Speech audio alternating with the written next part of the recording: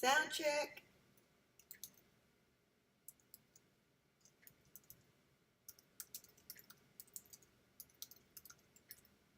Sound check, sound check.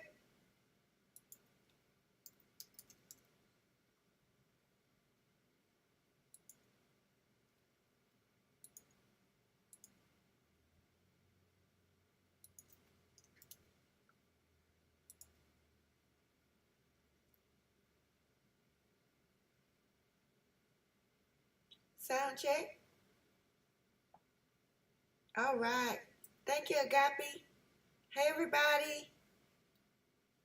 Hey, Agape Love. Hey, Cindy. Hey, Steve. Steve got the juice tonight. Hello, everybody. Hi, Tetra. Welcome, welcome, welcome. Welcome, welcome, welcome. Hey, Vicky. All right. Thank you, Vicky. Send y'all some love. Let's get started on the right foot. Much love, much love.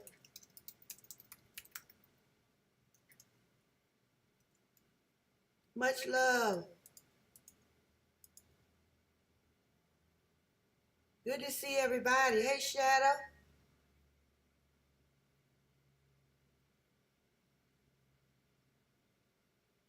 Hey, Les. All right, we got Leslie Vasquez. One of my favorite people. Good to see y'all. We're going to get to you, Steve. You're going to have to give us your source, and that's going to be a very, very good talking point because the implications are ridiculous. All right. What's up, K-Dub?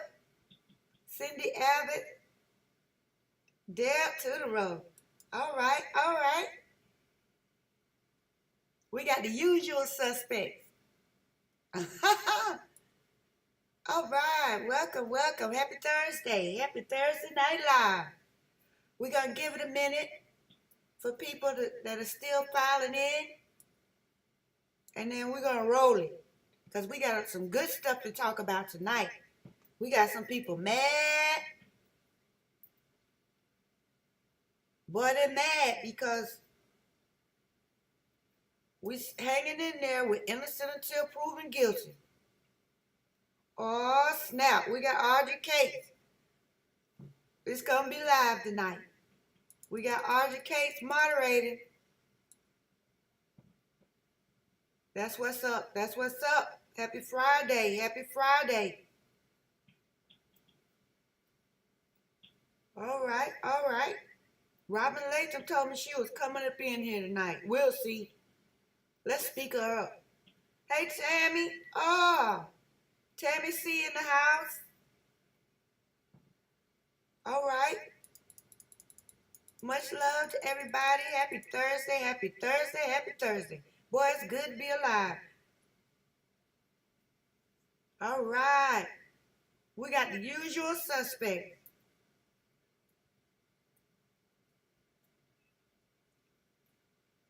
Good to see everybody. Glad everybody's all right. Glad to see you all right. Everything is all right. Isn't it good to be able to say everything is all right? Woo! We got a hot one tonight, y'all. Boy, we got some people mad. I miss Robin, too. I hope she will make it. She was in the video I let go of a few hours ago. Yeah, Robin gonna come in here. Hopefully not. I hope she won't lock nobody out tonight.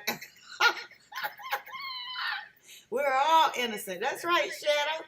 Innocent until proven guilty. I'm standing on that. I don't know about you, but I'm standing on that until the last day of court. Because you got to prove it to me. I don't want to see anybody locked up unless it's proven, unless a jury or a judge listened to everything and said, well, I believe you did it. I don't want to hear it. And even then, it better make sense. Ain't that, hey, That's how the world makes the world go around. All right, we might see Stephanie, Elazar, everybody, looking good, looking good, looking good. Yeah, yeah, yeah, yeah. Let me start loading up the screen then. It's 8:50, so I'm gonna go ahead and put my first thing up, my centerpiece up here. What we're gonna talk about what's gonna lead us off. And then I'm hear what y'all got to say. We're gonna see if Steve knows what he's talking about. Wonder if Steve knows what he's talking about. He got some hot news. So we're gonna talk about that too. I put that down on the list just now. I got some questions for y'all. Ooh, woo. Oh, what's up, Blah? Blah in the house, what's going on? Now see, we got it going on tonight. We got it going on. And I'm going to lead us off in just a minute here. Okay, we'll start off with Steve, if that's what y'all want to do. Because the implications of that, I mean, that's powerful. Everything else is speculation. We might as well speculate on that too. We'll start with Steve. And he's telling us that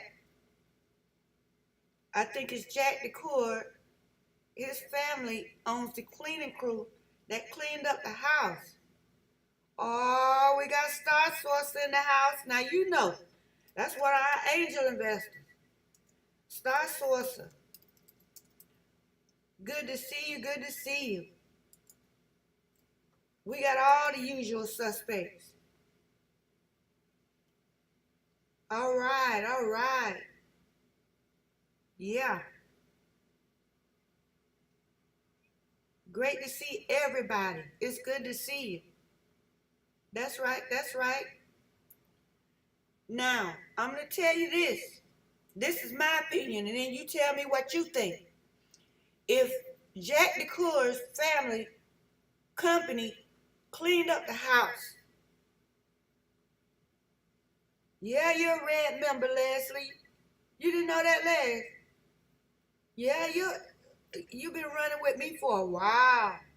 I thank you. You've been on this channel holding it down, Les. That's right, that's right. Yeah,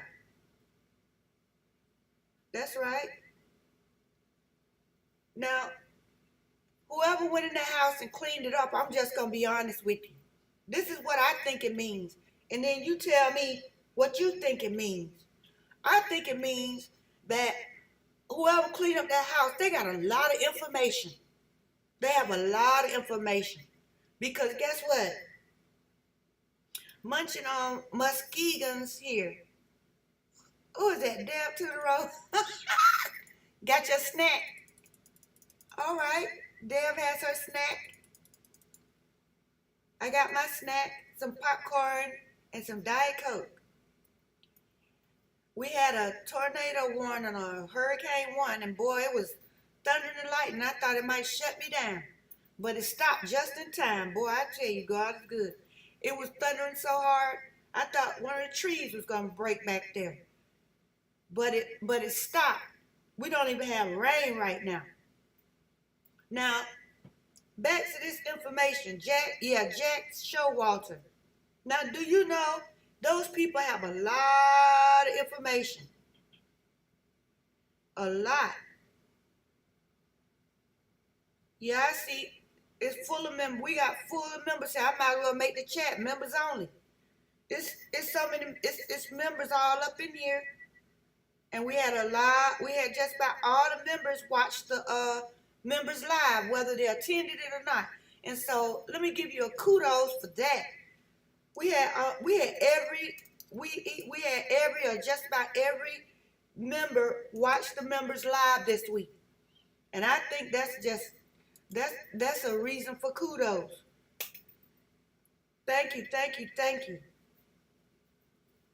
Now listen, Whoever cleaned up the house, they have so much information until they know about where the bodies were.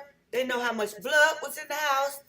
They know where the sheath or had a good look at Maddie's room. I'm sure the sheath probably was gone by then, or maybe not. I don't know if the bodies were gone by the time the cleanup crew came. And sure, they put the sheath in a bag if it was there. But I'm telling you, that's awesome right there. That's just awesome. So guess what?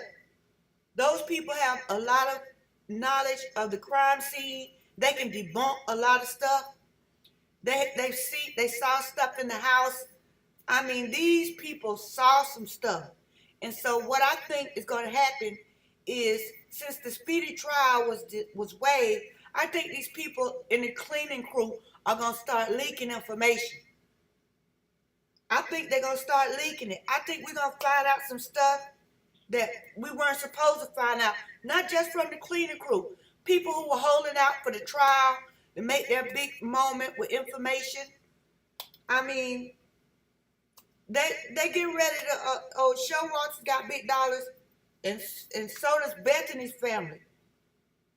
Yeah, they got big bucks too. That the cleaning crew saw so much. People can't hold water. People can't hold water. They're gonna start leaking that information, and guess what? We're gonna find out things we weren't meant to find out, and we'll be able to apply it to our theories. Watch what I tell you, because look at all the stuff that they were able to see. Yeah, they know where Murphy was, whether he used the bathroom. Shout out to Blob. Let's start out with Blob on the shout out. That's an excellent point. They know whether the dog used the bathroom in there. And that's important because that tells you how long that dog was in that room. If there was no poop in that room, then Murphy wasn't in there all night. But who would know that? The cleaning crew. Man, Steve, you gave us a butt. Hold on, let me turn this on. It might be a little noisy. Hold on.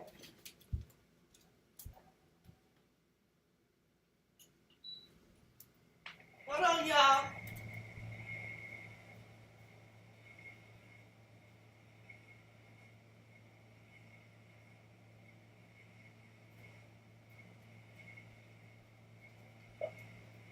Yeah, okay.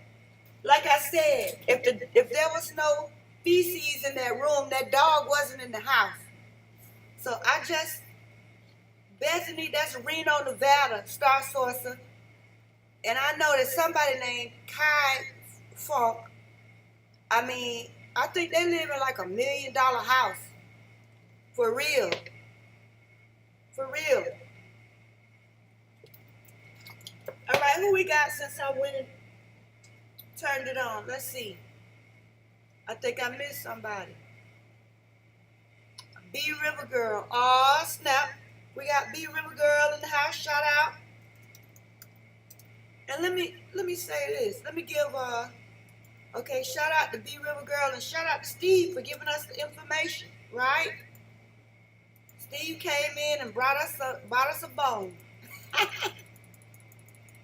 Yeah, loose lips sink ships, damn to the road. Yep, you're right.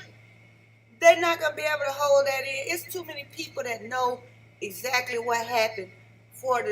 I keep hearing people say all the time that we'll never know the truth. The truth is never gonna come out. That's not true. The truth always comes out. It can be the smallest thing that'll open a whole floodgate of information.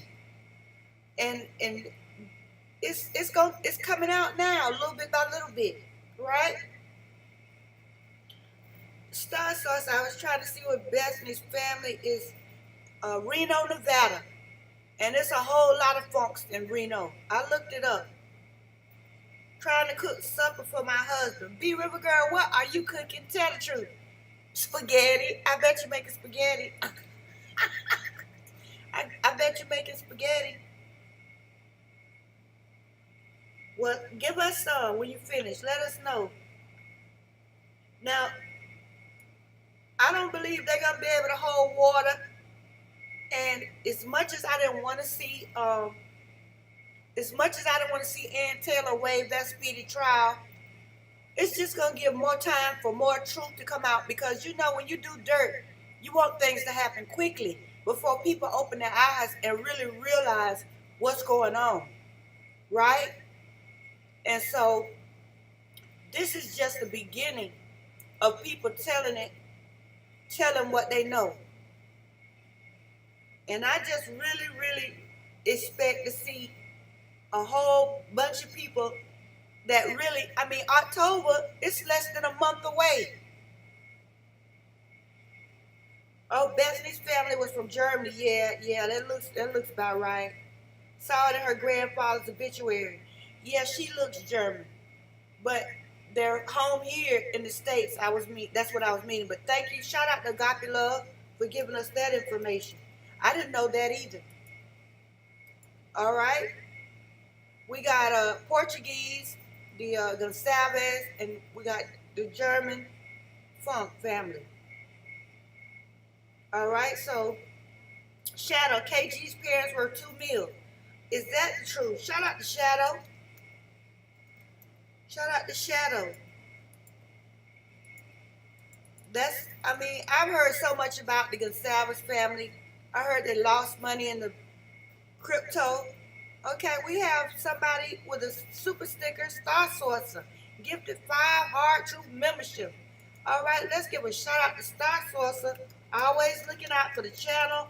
That's one of our angel investors, and you see why, right? Let me send you some love, Star Sourcer. We appreciate you. We do. I do. We do. Thank you. Thank you. Some of y'all might as well be members. You've been with me so long, I don't know what you're waiting for. See there, Star Sourcer helping you out. Because Annie Ruler in the house. How did I miss Annie? Shout out to Annie Ruler. Good to see you. Happy Thursday Night Live. Yeah. But thank you, Star Sourcer, for pulling our new members up. Numbers up. Thank you. We have one new member from a few days ago, Jeannie B. And like I said, I'm really excited because the member live had some very, very good numbers for turnouts and views. And so I'm good with that.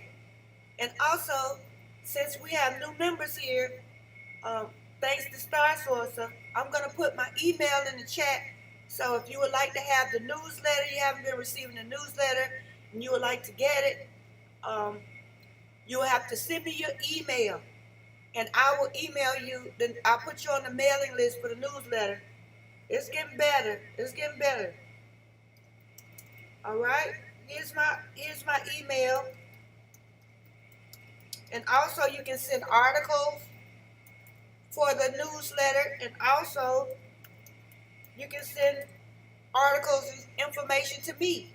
Like if you have something that you think is interesting and you think it should be a part of our discussions, just send it. Email me and I'll put it in there.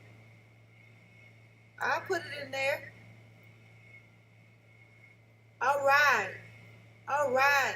Let's see. Her dad and uncle are dentists. Yeah, we have a dentist in our family, my mother's brother. Yes, I guess I asked the wrong question. I meant, are they Russian or Italian? I'm thinking people could give paid interviews because the public will get desperate to hear something. Shout out to Les. All right? That's true, because these people, think about it. The trial, if they hadn't waived the trial, it's less than a month away. So a lot of people that were going to jump out and just, hold out to the trial and jump out with the information, maybe planning to testify and then sell some money, sell some news to the tabloids or whatever. Now that the trial date is indefinite, they're just going to talk. They're going to go ahead and get some money. You can't blame them for that. They've been holding, some people been holding information for a minute. And now that they, now that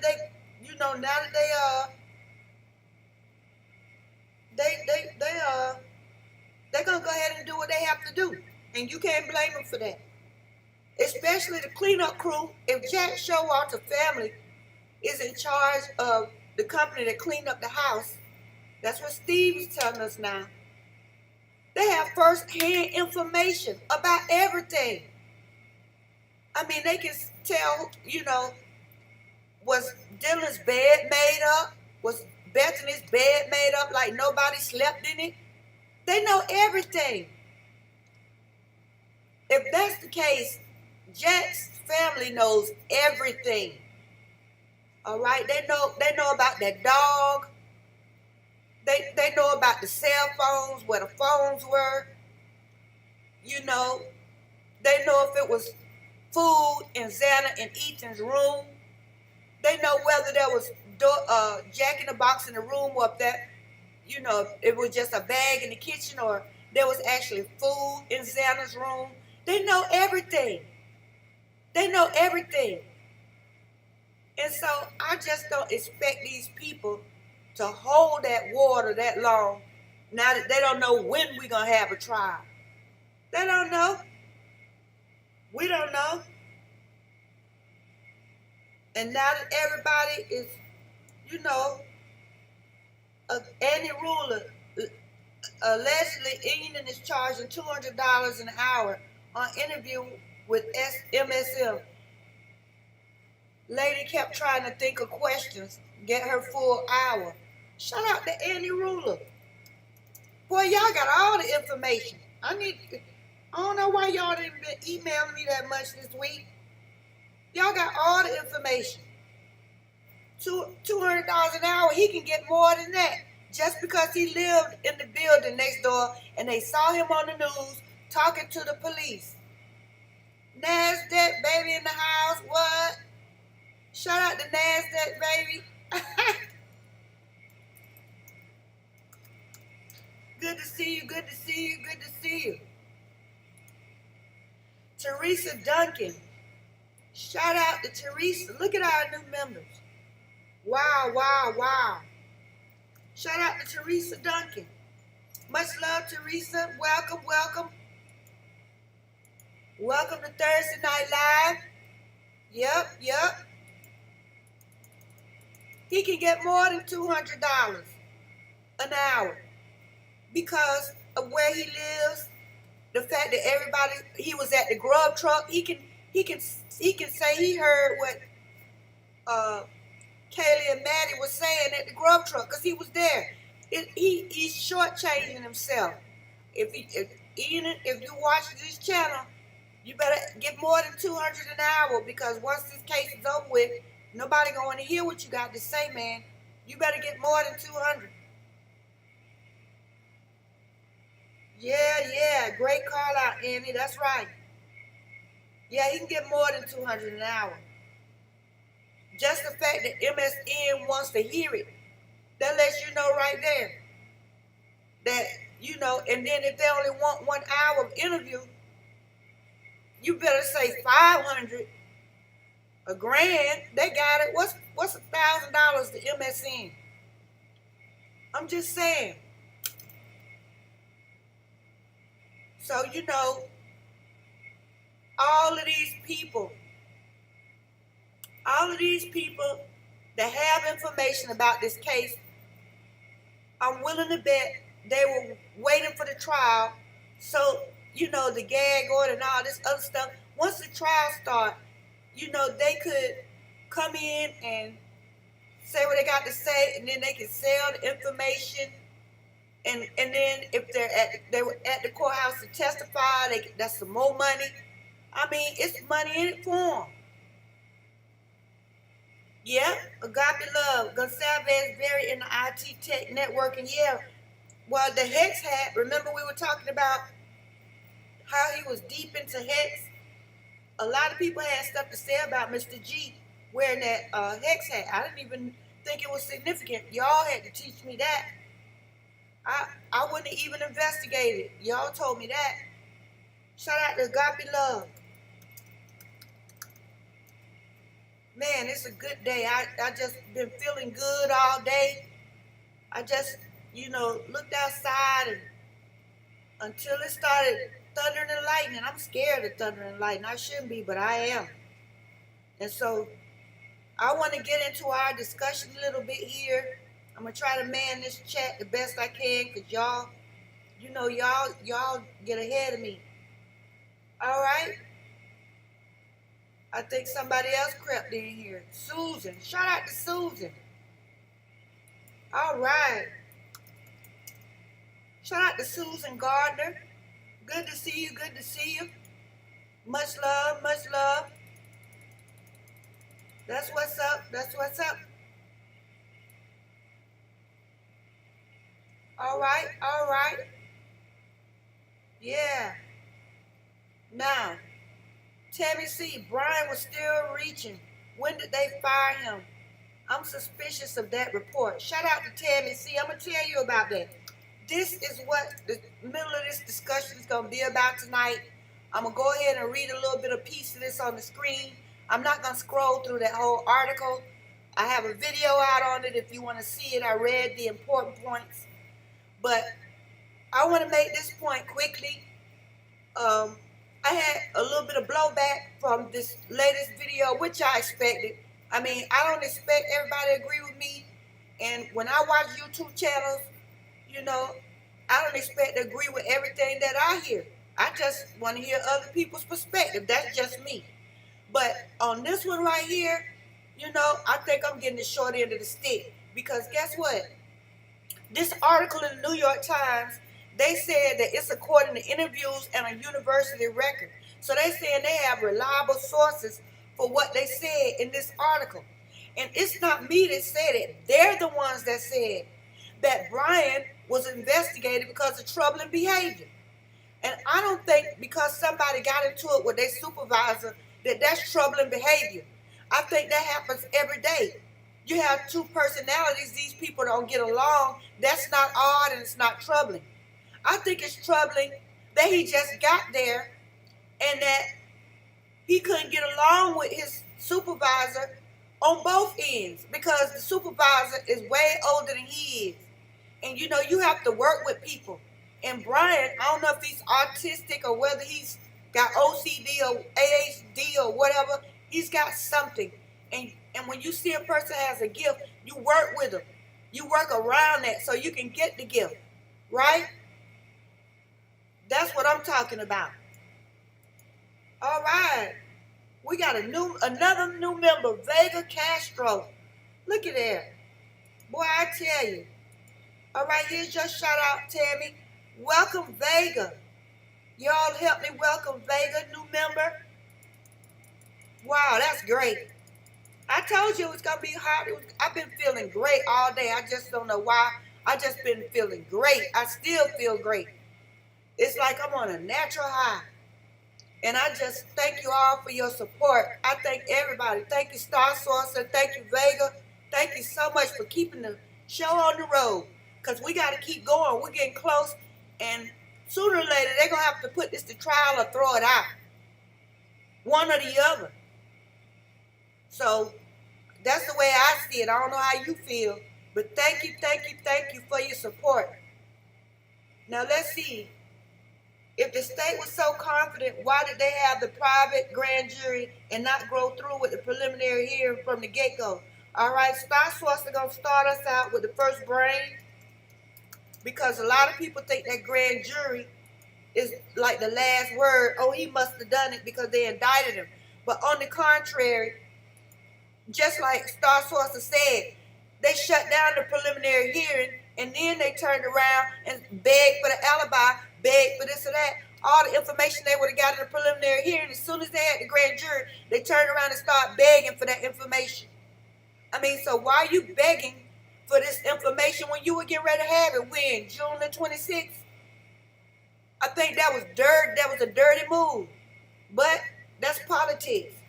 And if you can do it, do it. It's a dirty game. Everybody got to fight. It's not easy.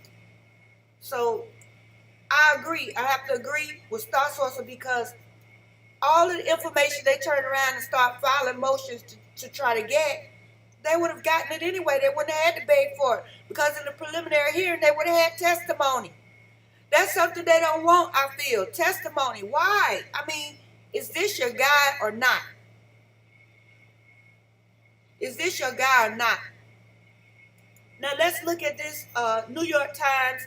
It says the PhD student charged with murdering 4 University Idaho undergraduates displayed such troubling behavior in the weeks around the killings that his university investigated his conduct around women. Counsel him over. Okay, they put it first that it was his conduct around women. I thought the issue was with his professor, but they pushing this narrative about these girls, even though they found that there was no wrongdoing. You see that? First thing they said that was troubling was his conduct around women. How is that the case? And he was cleared of the accusations. I'm going to tell you what happened. The girl said he followed her out to her car, but the problem with that is WSU has cameras all over that campus. They have to. And so they looked on the camera and they didn't never see Brian following nobody to their car. So they had to throw it out. Okay, that's what happened. So what was troubling? That he didn't get along with his professor, Johnson, or whatever his name is? He couldn't get along with him? Okay, it needed reform. The way he taught needed reform. And, I mean, I don't know if Brian was less than respectful in his suggestions, or the students said there was no structure and they weren't going by the what do you call it, the itinerary, or the you know what I'm talking about, the thing that you get at the beginning, the syllabus. They weren't going by the syllabus. The students were saying this in the comments under his reviews. So Brian was like, hey, we're not doing a good job, probably. And hey, you know, if you don't want to use the notes in PowerPoint, I'll do it. You know, so somebody's using some structure. And you know, the teacher was like, you know, you don't tell me how to run this. I've been doing this for how many years? You know how we do. I've been doing this for 15 years. I've been doing this for 20 years. You don't tell me how to do it. I'm just speaking the facts. This article is saying the same thing I'm saying. This is not hypothesis. This is written. This was what was going on. According to this article, according to the students in that class. And by what we know about Brian's personality, we kind of know how the conversations were going. And he probably wasn't backing down. He probably was saying, hey, I haven't done anything to this guy. The students are complaining, and look at, we're not getting the job done. And the university, I don't believe they were going to fire Brian. I believe they were probably going to try to implement the change. And that just made it worse for him. That's what made it worse for him. This is not hypothesis. They saying themselves. He had troubling behavior. He wasn't getting along with the professor. And the young girls were accusing him of stuff. So we see the trouble right there. It's not hard. It's not hard to figure out. It's not something we have to deduce. All right? Shout out to Imposter. Welcome, Imposter. Welcome to Thursday Night Live.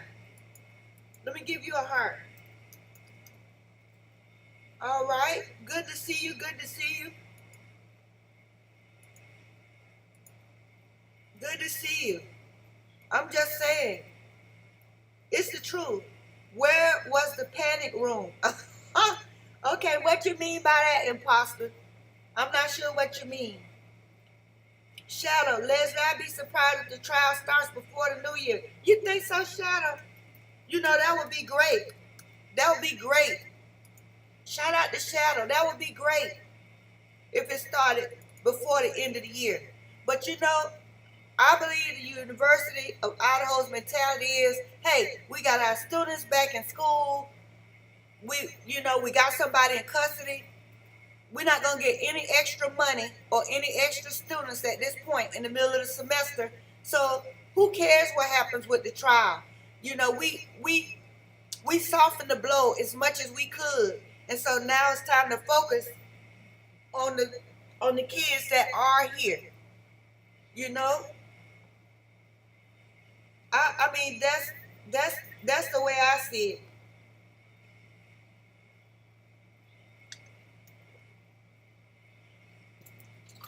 Or they might be trying to just push the trial off, push it off, so they can make more money. All these attorneys gonna make more money and more money and more money. They're gonna make it. As long as it's dragging on, those attorneys getting paid top dollar to research this case and put it on. It's not for play. It's not for play. And so all the people that really just, I mean, they don't want to hear it. They don't want to hear it that the school and the faculty, some people probably really like Brian at WSU, and some of them probably couldn't stand him, and they saw their careers, early pension, because let me tell you something. These companies are looking for young energy. They're looking for energy. They are competing with this is big competition between these schools.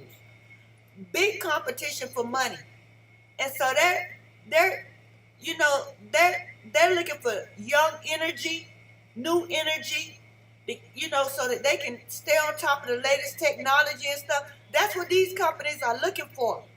And these people that have been in these positions for 30 years, that could have already retired and went on their pension, they're moving them out. If they got something better, they're moving them out. And so I understand the friction between Brian and his teacher. And I'm not saying who's right or who's wrong, because I don't know. All I know is it's common.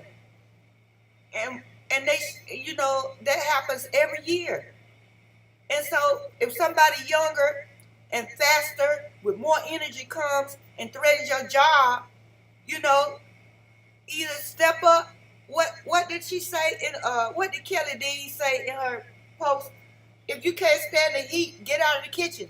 Well, newsflash, if you can't stand the heat, they'll put you out the kitchen. They will put you out.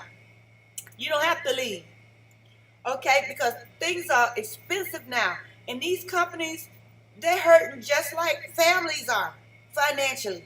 And so the talent pool is not as great as it seems, because it's still some people that are computer illiterate. They're very limited. I met somebody 2 or 3 days ago that does not know how to use a smartphone. They have a flip phone that they text off of, and they said, hey, I've been trying to use a smartphone. I've had a few of them, and I still don't know how to do it. And I was in awe. My daddy, 87 years old, and he can text. So I'm just saying, I was shocked. I was like, what do you mean you can't? It's people, the older generation, they didn't have to know how to do all of this stuff. They didn't have to know how to use, log on the Wi-Fi. They didn't have to know how to, they didn't have to be digitally literate, is what I'm saying. All the people in this chat, you used to riding out on the internet, but it's a lot of people that's not, and so all these people at these universities, where the Wi-Fi crashed at University of Idaho, and you got people that just really didn't know what to do.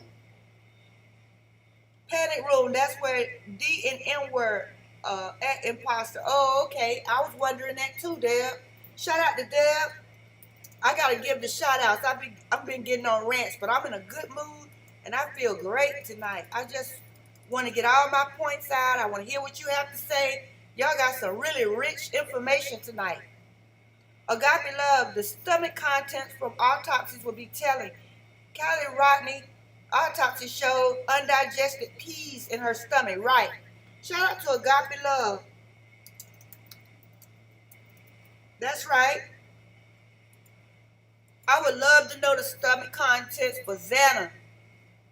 Once and for all. To, either accept or reject this DoorDashing stuff, because I just don't feel that it's legit. But you never know. Now, one thing about this, the problem with my theory and what I've been talking about this week, and maybe you can help me, is, if Brian was set up, then who did it? Because there's two possibilities for why somebody is being framed. You can frame somebody to protect the person who really did it, but you can also frame somebody because you have no idea who did it, but you need to convict somebody. So which is it in this case? Y'all let me know. Let me know. Which one is it?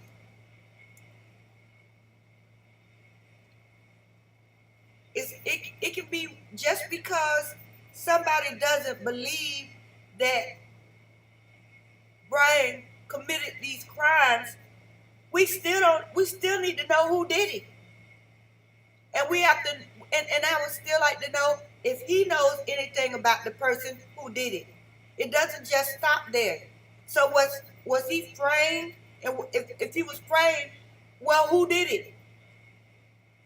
Are we looking back to Moscow, to the frats, to the Jacks, and to Eden and Quinn and all these people, this long list of suspects? Because a lot of them, they took their DNA. They told me that they had a mobile.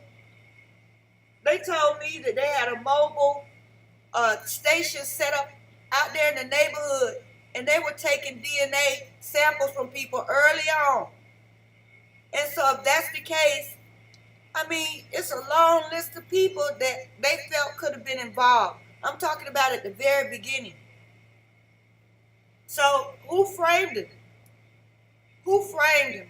Like they say, who framed Roger Rabbit? Who framed Brian Kohberger? If he was framed, who framed him? I mean, and which one of these guys is the real Brian Kohberger? Is it this guy here? Let me change my screen.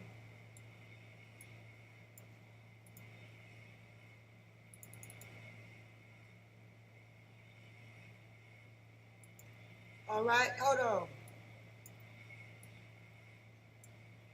Which one of these is the Brian Kohberger? I mean, the only way I can see that he could have done something like this is if he was on some heavy drugs. But that doesn't make sense either, because whoever did this, it seemed like it was planned. So I don't think that somebody could just impromptu come in and, do this. It had to be planned. So nobody was sitting around on drugs and decided to go kill 4 people, because it would have been a lot messier. We would have had more evidence. Shout out to Brian Hoffman. I see you, Brian. Happy Friday. Happy Thursday. I'm talking about happy. It feels like Friday, doesn't it? Happy Thursday night live, Brian.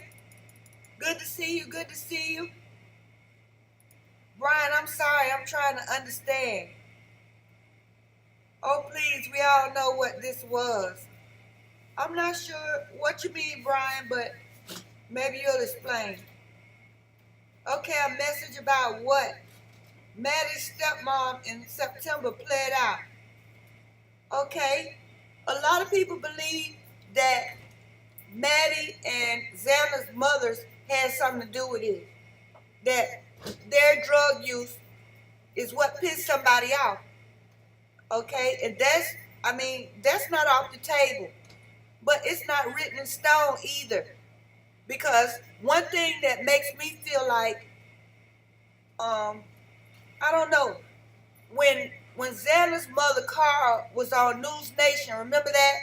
And Ashley was asking her questions. Xana's mom had never been to 1122 King Road to visit Xana since she had been in school. So a lot of the questions she couldn't answer. So I feel like this is a good thing, because she didn't need to bring the heat to her daughter like that. If she was out there and, taking from people and whatever, she didn't need to bring that heat to Xana at school. It was a good thing for her not to be at the school. But at the same time, that kind of rules her out as far as being, involved, unless the people said, this is for revenge. My question is, did Maddie's mom and Zella's mom run together.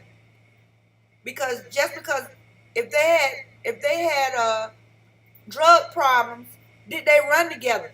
Let me put that in the chat. That's the question I would ask you, Brian. If Maddie and Zella's mom brought the heat to 1122 King Road, did they run together? Because if they didn't, that means the people that did this had to get together with the people that fooled with Zella's mom and the people that messed with Maddie's mom.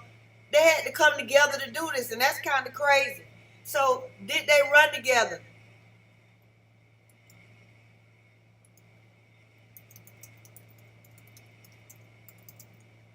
Let me put that in the chat.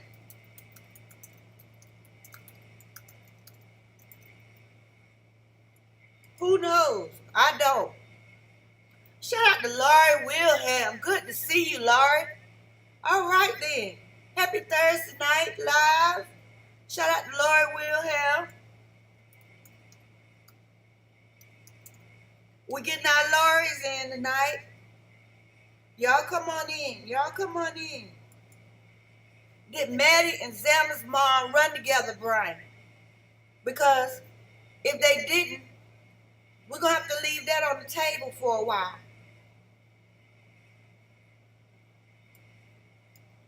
We're going to have to leave it on the table.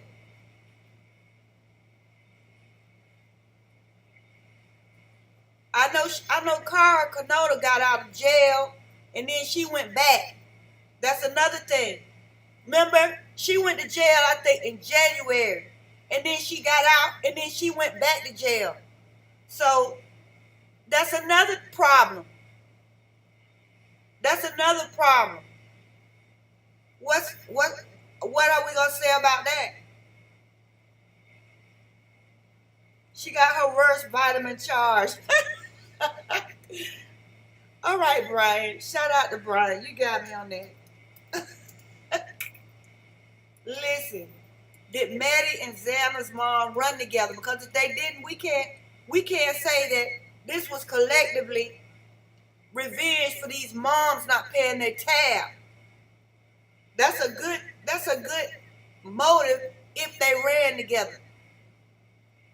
But if they didn't run together, you see, then we got two different groups of people doing stuff.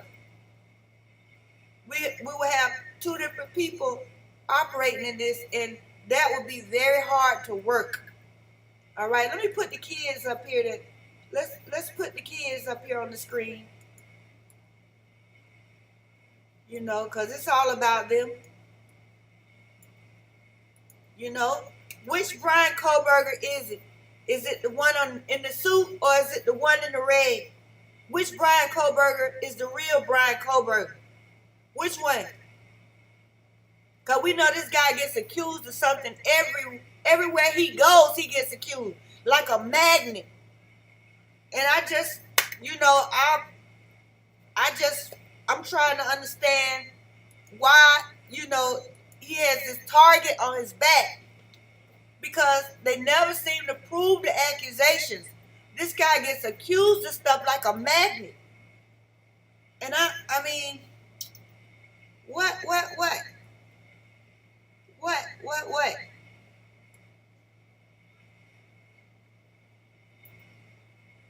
All right, you are right. The cops may be afraid for their kids. Move. Shout out to Annie. Because that's true. Now, somebody asked, well, I asked also, why didn't Bethany call the police if she ran out of the house to somebody else's house? We got that question. Now, what if what Bethany saw was police? Huh?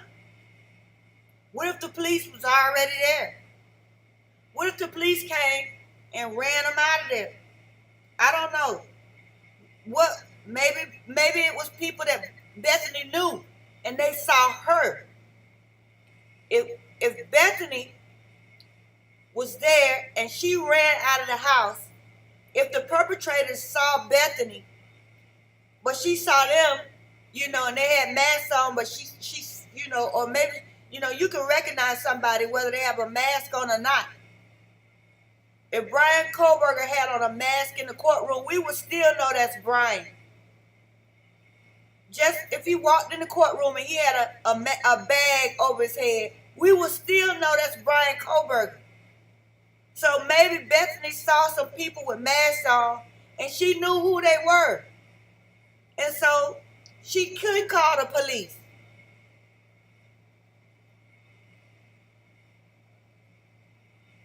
Huh?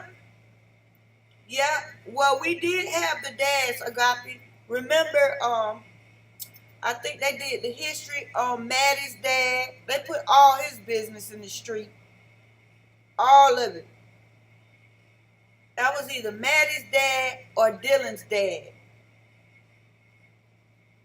One of them, they put all, I'm trying to remember, it's been a minute since I read it, but they put all his business in the street. And then there's something else I wanted to show you. Hold on, let me see.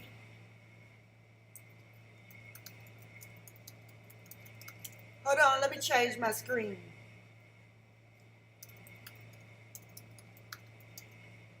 This is something else that I want to show you. And I haven't talked about this yet,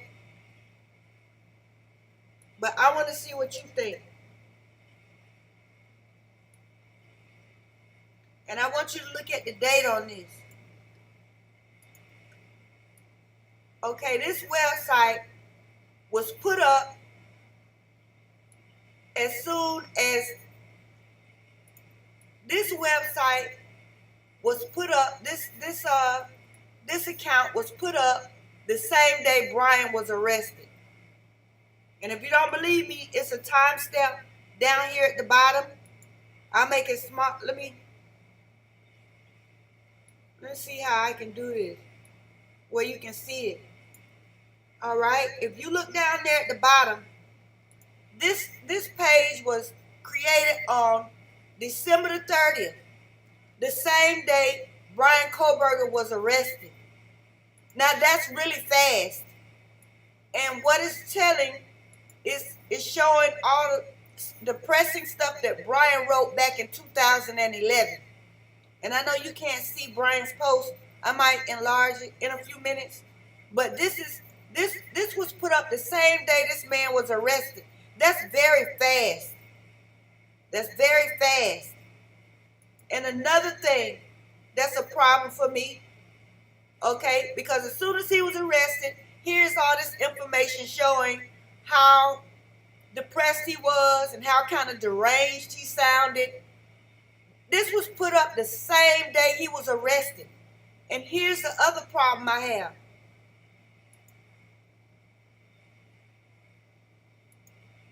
If you click on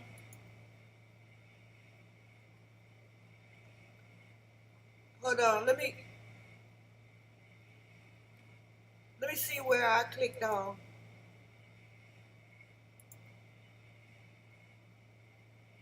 If you click on post, I should have saved that screenshot.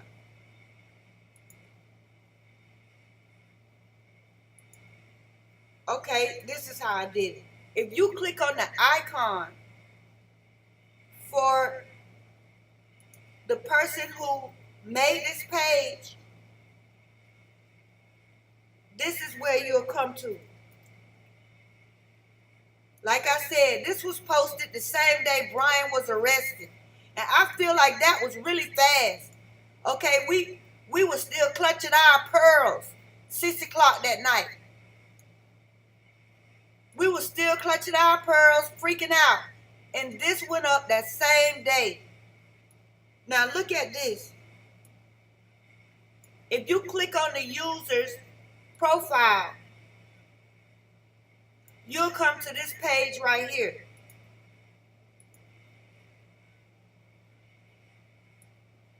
And if you look, I don't know if my screen is loading real fast or not. All right, and then if you click on posts on this page,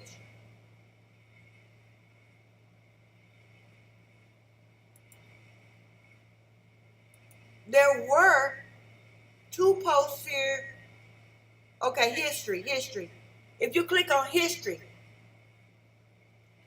let me put that on the screen.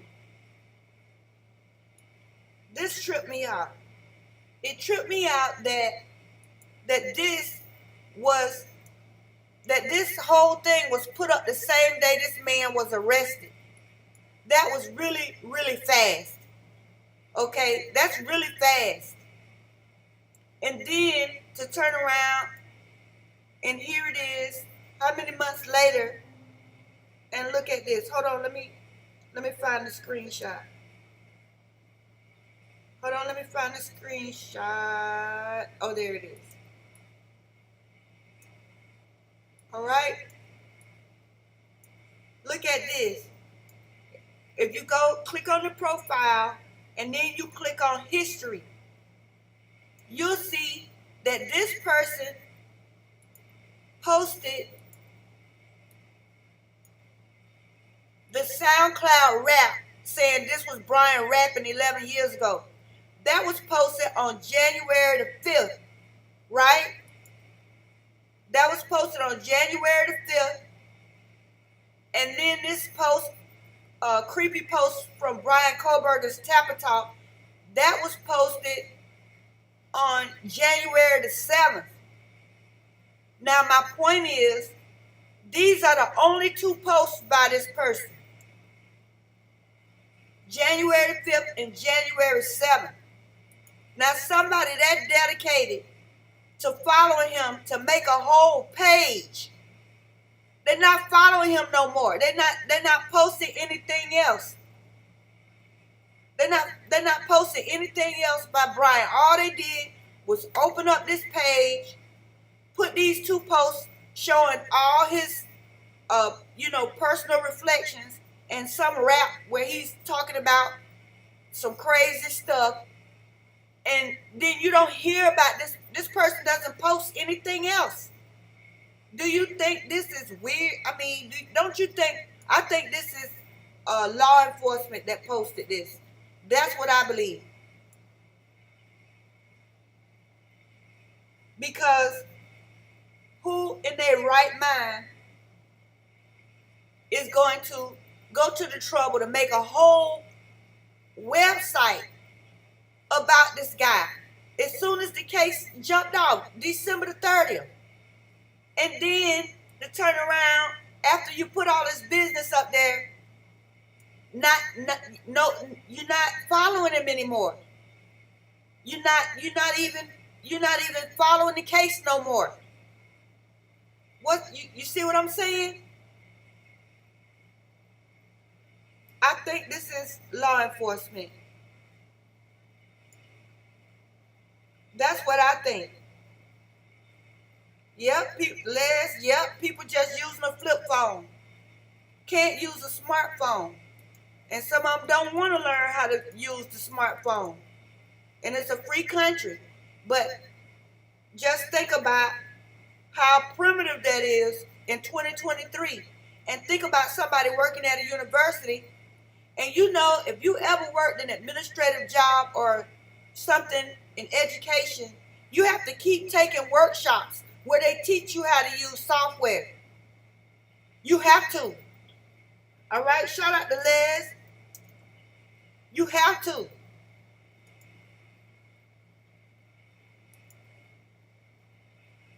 Glad you feel good, Miss Joy. Oh, I do. I hope you feel good too, Star Saucer.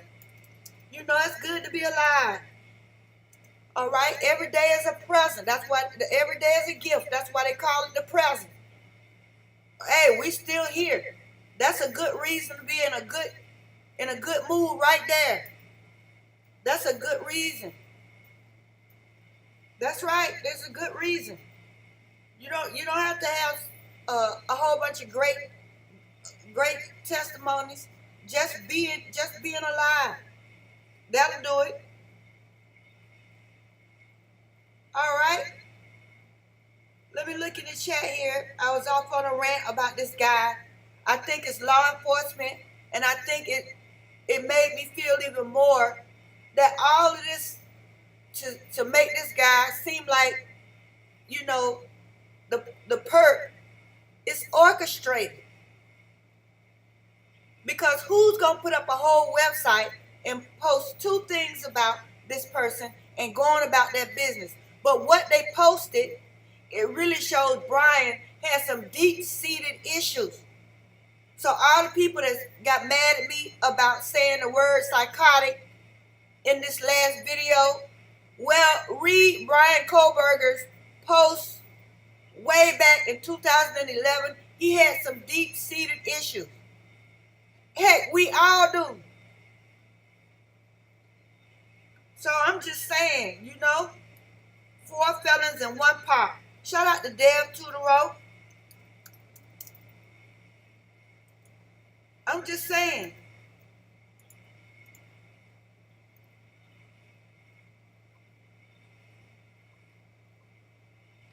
Now let's look. Yep. Brian 100% follow the money. That's right. Shout out to Shadow. That's right.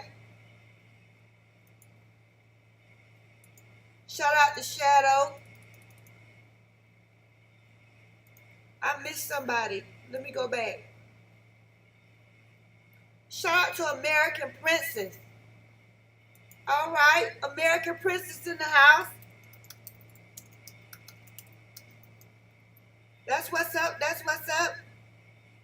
Good to see you. Good to see you.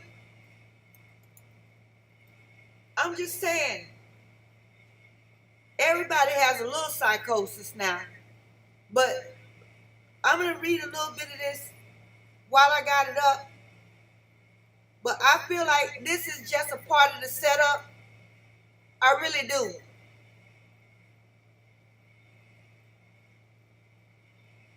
Because, I mean, he had issues. We all do. And to me, it seemed like he needed counseling back then. I don't know about you, but I feel like maybe the family couldn't afford to send him to a counselor or whatever. But a lot of this could have been, a lot of his issues could have been addressed earlier on. Because this is dated July, the 4th of July.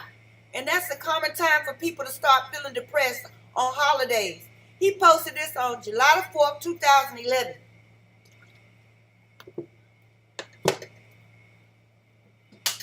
All right, and they made sure we knew about it. It would have been too revealing to post this on December the 30th. So they waited a couple of days and went on and put it up on the 7th. That's what happened. I'm gonna enlarge. It says exile those with visual snow.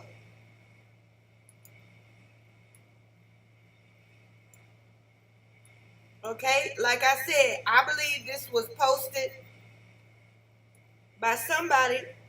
This is just my opinion, but it is my opinion that law enforcement posted this to give us a real good picture of Brian's, psychological issues to go along with his arrest. So people say, hey, he did have issues. And you probably can't see this. It's very small.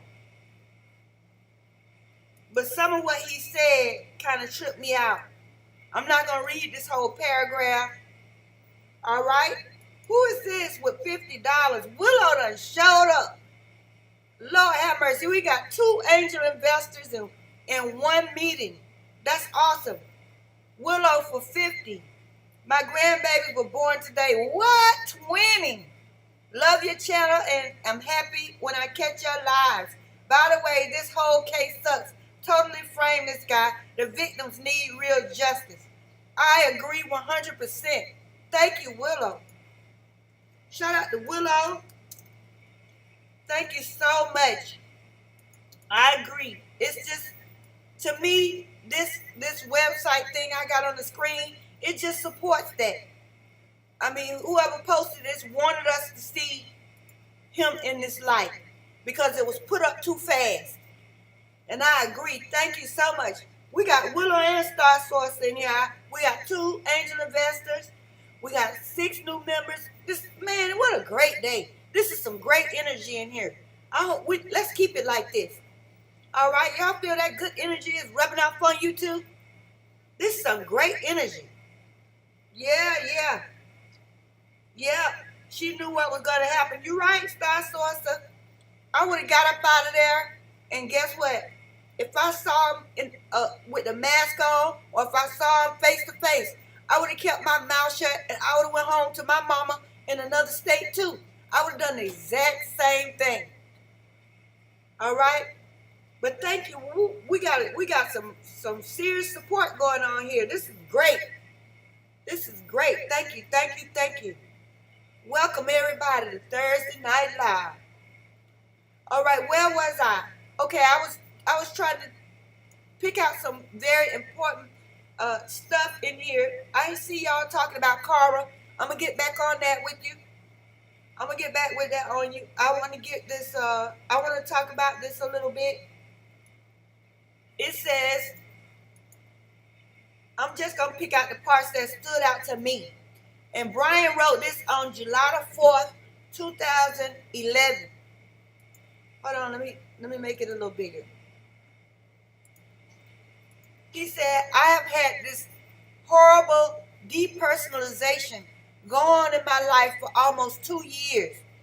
I often find myself making simple human interactions, but it is as if I'm playing a game, a role-playing game such as Oblivion. He talks about Oblivion a lot.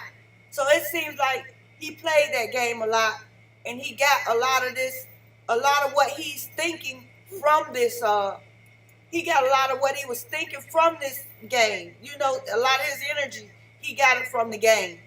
All right, and that's common among young people. All right, in this case, my life is the game, and my old self can be reached by pausing the game.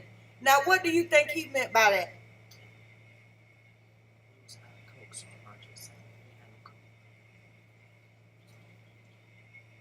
All right, what do you think he meant by that?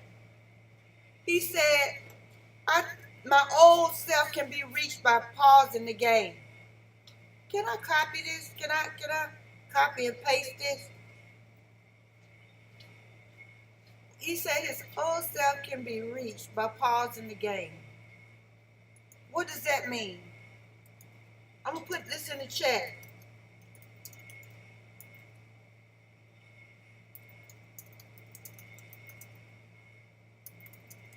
Hold on a second. Can be reached by pausing the game.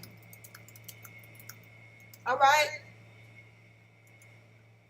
I know you probably can't see all that small writing, and so I'm gonna I put it in the chat. It says my old self. All right. Shout out to Laura Smith. We got how many Lauras we got? Oh, Laura. Okay. How many Lauras we got in here? Shout out to Laura Smith. Good to see you. Good to see you, everybody. Oh, we got Robin. We got the whole crew. We got the whole crew. What's up, Robin? She told me she was coming tonight. We got Robin tonight. Now, you know, it must be a full moon out. Robin Latham is not taking a nap during my live. Woo! Shout out to Robin. Wow. Willow, if they don't throw out the genealogy, the judge is definitely involved. For now, I think he's not on board with the BS, but everyone can be bought for a price. All right, shout out to Willow. That's a good, let me pause this, what I'm saying. I want to ask you a question about that. How many of y'all think that judge is neutral? How many of y'all think judge is neutral? Oh, man, we got Denny. Shout out to Denny. Hey, Denny. And let's show, we got twins. We got twin grandbabies. Now, do you know how much of a blessing that is, Willow? To have twins. Now, that's a super blessing right there.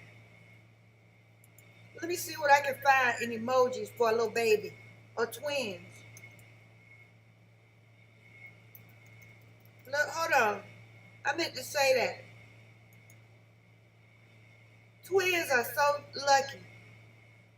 That's a blessing right there. That's double trouble. That's what that is. We got twin boys, twin girls, what?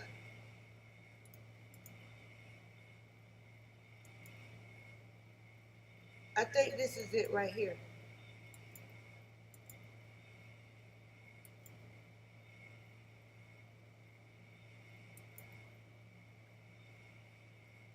I don't know why it's not posting.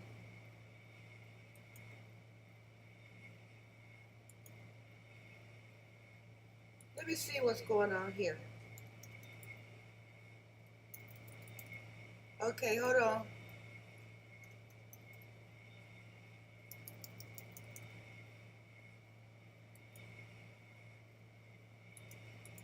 Well, okay, there it goes. There it goes.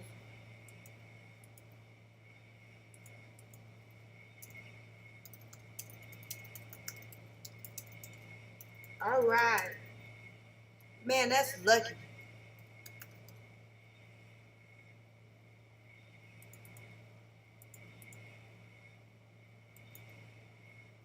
All right. Oh, we got Cindy. I do feel BK is innocent. I do, I was on the fence, Cindy, but I'm not on the fence anymore. I feel like this is I feel like this is I just feel like, this is a frame job. I can't, I have tried to be open-minded, and I don't think Brian Kohberger is some saint. I'm not saying that now. And I believe that he could have been in Moscow looking for some uppers and whatever and got himself tangled up in something. It's possible. But it's also possible that he wasn't. And that the people he worked with gave his name. And that sounds bad, but it is what it is. I'm just saying this is my opinion.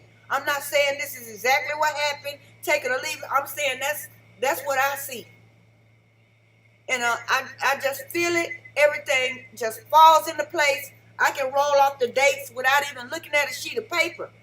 All right? The same time on the 25th, when they were saying that the two police officers found his car, I do believe this was the time that they were putting his name in to MPD, getting with MPD saying this is a suspect. I do believe that was the time around that day. But I don't believe it's because they just were lollygagging through the tulips and saw his car in his apartment complex. I don't believe that. I believe they got together and gave his name because of why they said they gave his name. Because of his troubling behavior on campus with his teacher and these girls that accused him. I believe that's why he became a suspect. This is their own words. That's what I believe. And I believe it was downhill for him from there. I believe they started building a case for Brian Kohberger as soon as they came up with the light bulb idea that he would be a good suspect. This guy here, the girls are saying he's messing around and he's not getting along with the professor. We don't have to worry about competing with him. We can just get rid of him. Understand that.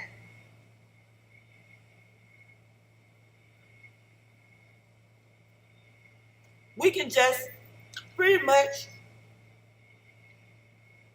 kill 2 or 3 birds with one stone. We want him out of the department. We need a suspect. 2 birds with one stone.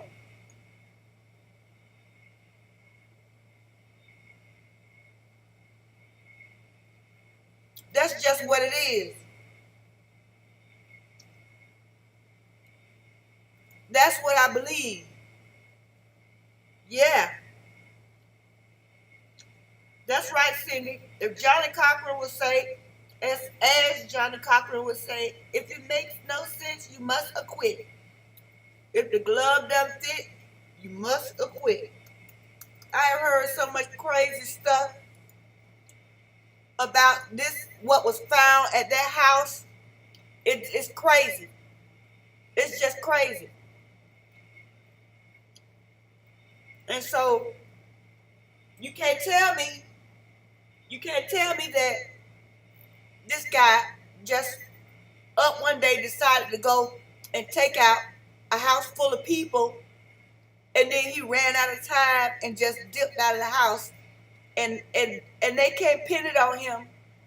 They can't even come up with enough to really do it. I'm just saying. You can't tell me that. I'm just saying. Make it make sense. Because if some dummy or dummies went in there and did this, then they should be easy to catch. Shouldn't they? They should be easy to catch.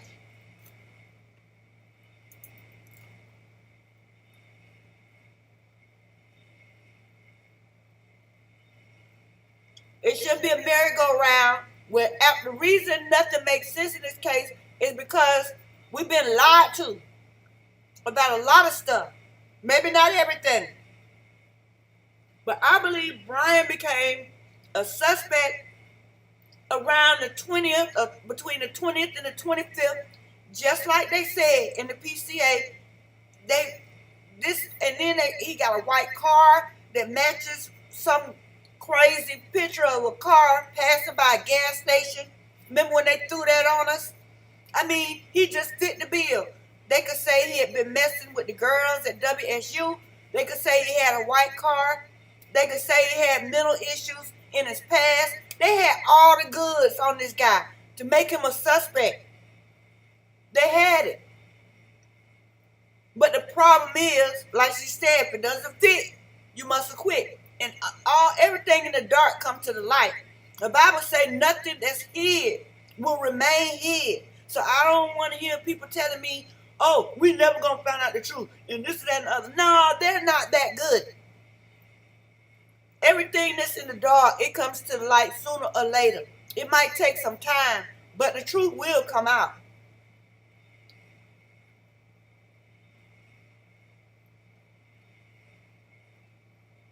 I'm just saying. So, where does that leave us? Because it's not making sense. I don't care how wacky Brian Kohberger may come off, and I don't care what kind of psychological issues he may have. He's not crazy. And I'm going to tell you something. He's giving them for a run for their money, because a lot of people under this type of pressure, and with so many lies that came out between January and March, a lot of people would have really lost their mind. I'm just be honest with you. Not only am I being accused of killing 4 people when I'm aspiring to fight crime, but with all these lies, and I'm in the paper every day all over the place as this creepy murderer, I mean, an incel and everything else, and then I'm dumb. I'm a PhD student that's dumb. I'm an incel. I'm creepy. They probably expect him to lose his mind, and then they could have just sent him on to the crazy house. They don't even have to lock him up. But Brian is giving them a run for their money. They didn't expect him to stand up like this. I didn't expect him to stand up like this, because that's a lot. And I knew the prosecution was in trouble when Brian was willing to let them extend that first 6 months. When Ann Taylor asked for that first 6 months, and he was nodding in agreement, and he was willing to do that time, I knew they were in trouble then, because they picked a good one as far as his history. They picked the perfect person. But it's no fun when the rabbit got the gun, and when the defense start firing back, when the defense start firing back, then it start becoming a problem. That's what I'm saying. That's what I'm saying.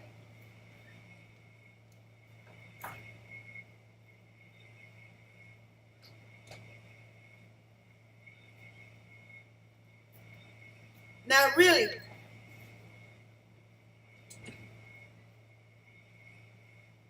it's no fun when the rabbit has the gun. They started out real strong with a lot of accusations and a lot of smear campaigns and everything else. They had all of these ex-FBI agents working overtime to convince us that this man is a psychopath that needs to be electrocuted. And so here we are in September, and more people than ever are skeptical. I mean, let's tell it like it is now. Let's tell it like it is. Let's tell it like it is. This post is so sad or whatever. It was who wrote it. All right. Shout out to Les. It was. And let me read a few more pieces before I forget where I was. Boy, I've been on a couple of rants tonight. Now listen. How am I wearing this shirt? And who decided that humans shall wear shirts like this? I don't even know if Brian was sober when he wrote this. You have to take that into account also. How did things get this way? Are we all just advanced animals with possession? Or is there more that I can't see? I can't connect. I view everything as I would if I was playing Oblivion. Back on Oblivion. He about to make me play Oblivion just so I can get into what he's talking about. Pointless and full of nothing out of reality. He was very young when he wrote this, and you can tell Brian is an intelligent person. I mean, you can tell at this point, I feel like he needed counseling, prayer, something. I am moving out of my house. My last holidays were already lived, but where was I? As my family group hugs and celebrates, I am stuck in this void of nothing, feeling completely no emotion, feeling nothing. I feel dirty, like there's dirt inside my head, my mind. I am always dizzy and confused. Now, who would say that? I feel like dirt. Who would say that? I feel like dirt, and I got dirt inside my head. I mean, these people should have. I mean, he should have gotten some counseling, honestly. But life goes on. All right, what else? As I hug my family, he loves his family, even though he's saying this in this same paragraph. You can feel that he loves his family. First of all, he keeps referring to them as my family. Okay, he's not referring to them in another person in his language.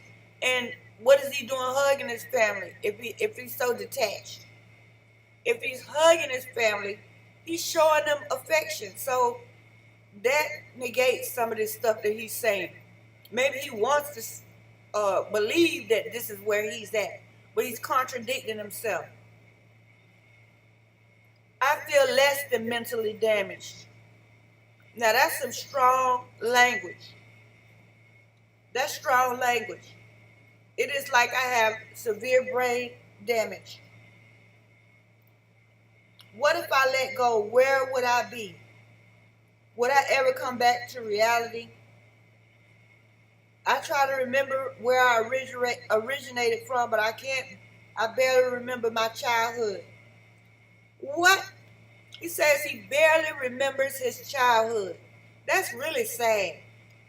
I mean, this is making me sad. Let me get on something else because this is making me sad. All right. Now, let me let me minimize. I don't want to hear anymore of my own commentary on this. That's bad. That's bad. Now, hold on a minute. Let's go here. And then I'll check the chat.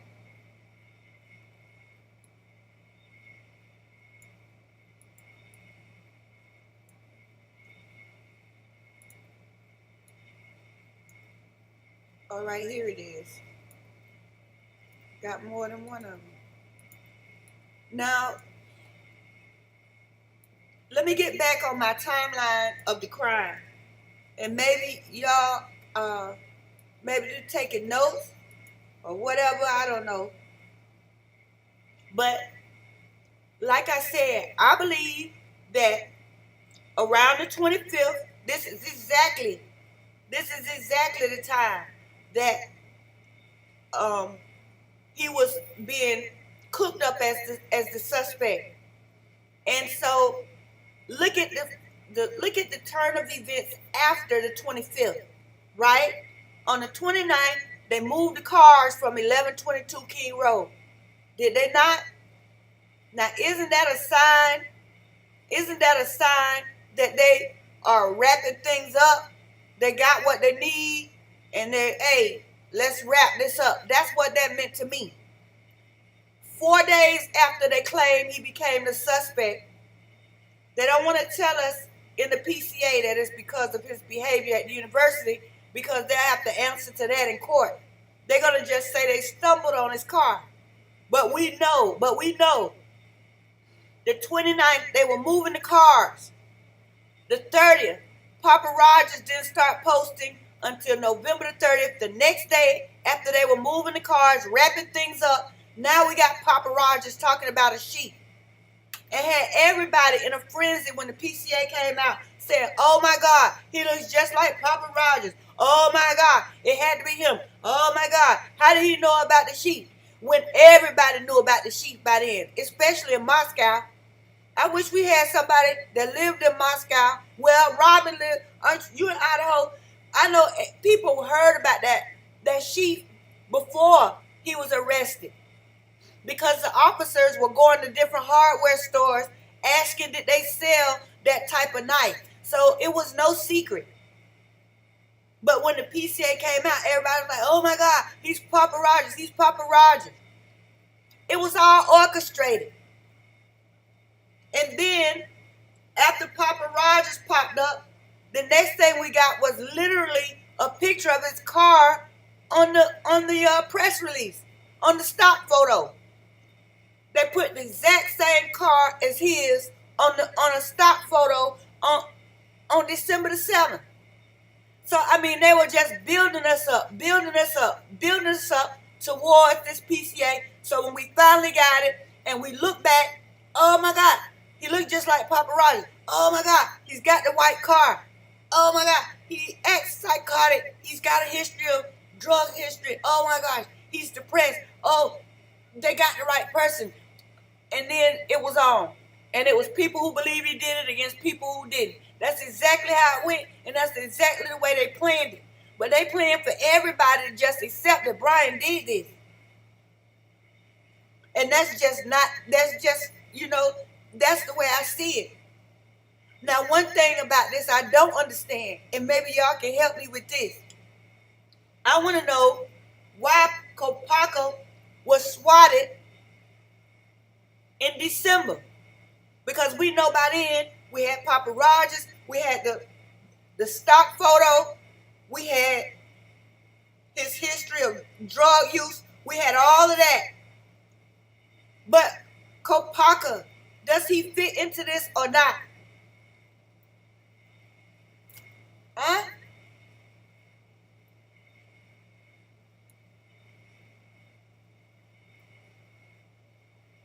Robin Latham, I think he's desperately trying to reach his old self that didn't have these problems. Okay, Robin, you get a brain for that.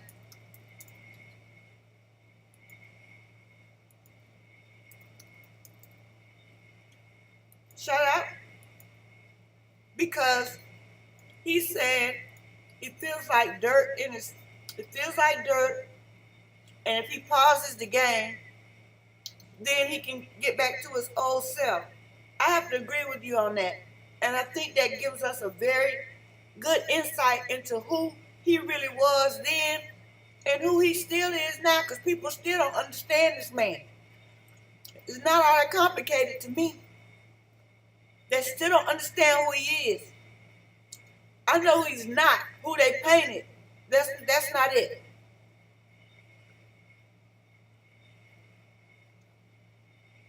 I just don't get it. And everywhere he goes, he gets accused. I mean, let's just be honest. It could be like that, first of all. And second of all, if he did it, I think that his demeanor would be a lot different than what it is now. I don't see a person who did it. How should you say it? How can I say this? I don't think his demeanor in the beginning, he's been quiet, all right? He's been very reserved. I think that's a part of his personality. But at the same time, he never got to the place where it just seemed like he understood what his situation was, almost like he saw it coming. How many people believe Brian Kohberger saw this coming? He knew he had trouble in his department. He saw they were accusing him of those girls. How many people believe Brian Kohberger saw this accusation coming? Honestly. Oh, we got another sticker. Cuse Bill in the house. Shout out to Cuse Bill, $5. This guy was set up hard truth. What about the white car in the on the roof video? All right. Thank you, Cuse. Let me give you the shout out and some love. Everybody, shout out to Cuse Bill for supporting this channel. Yay! That's awesome. You all are awesome. This is a great night here. Listen. Oh, wait. Let me give Cuse Bill his shout out first. All right. Thank you, sir. Thank you, thank you, thank you. Show you some love. That's beautiful. Yes, it was like he was suffering, right? That's right. That's the impression I got. Willow, if they don't throw out the genealogy, the judge is involved. Okay, we did that one. Denny, maybe Brian felt like his life was a simulation. Shout out to Denny. I agree, but I don't really understand. I don't really understand that. I mean, I don't understand that. I need you to expound on this one, Denny. Because I understand what you're saying, but I don't. So, I mean, can you expound on that a little bit? Because men are not all that vocal as women. Most men, I would say, are not as vocal as women with their feelings. I mean, he's posting this stuff online. Didn't any of his family know he was going through this inner turmoil? Nobody knew? Or maybe they had their own problems. Maybe no, blah, I believe he wrote this. I believe he wrote it, blah. You could be right now. We don't have 100% proof, but I believe it, he did write it. I can't prove it, so I guess I'll leave it at that. Shout out to Blah. I believe he did write it. It's 4 of them, and I just believe he did. The timestamp is July the 4th, 2011. EXARR account. I just think if it was dated back that far, that picture, that is him on that profile picture. I just feel like he did write it. But it's possible that he didn't now. I can't argue with you on that. It's possible that he didn't. It's possible that he didn't. I have to admit that. But it just seems like nobody knew this man was going through this inner turmoil. Nobody.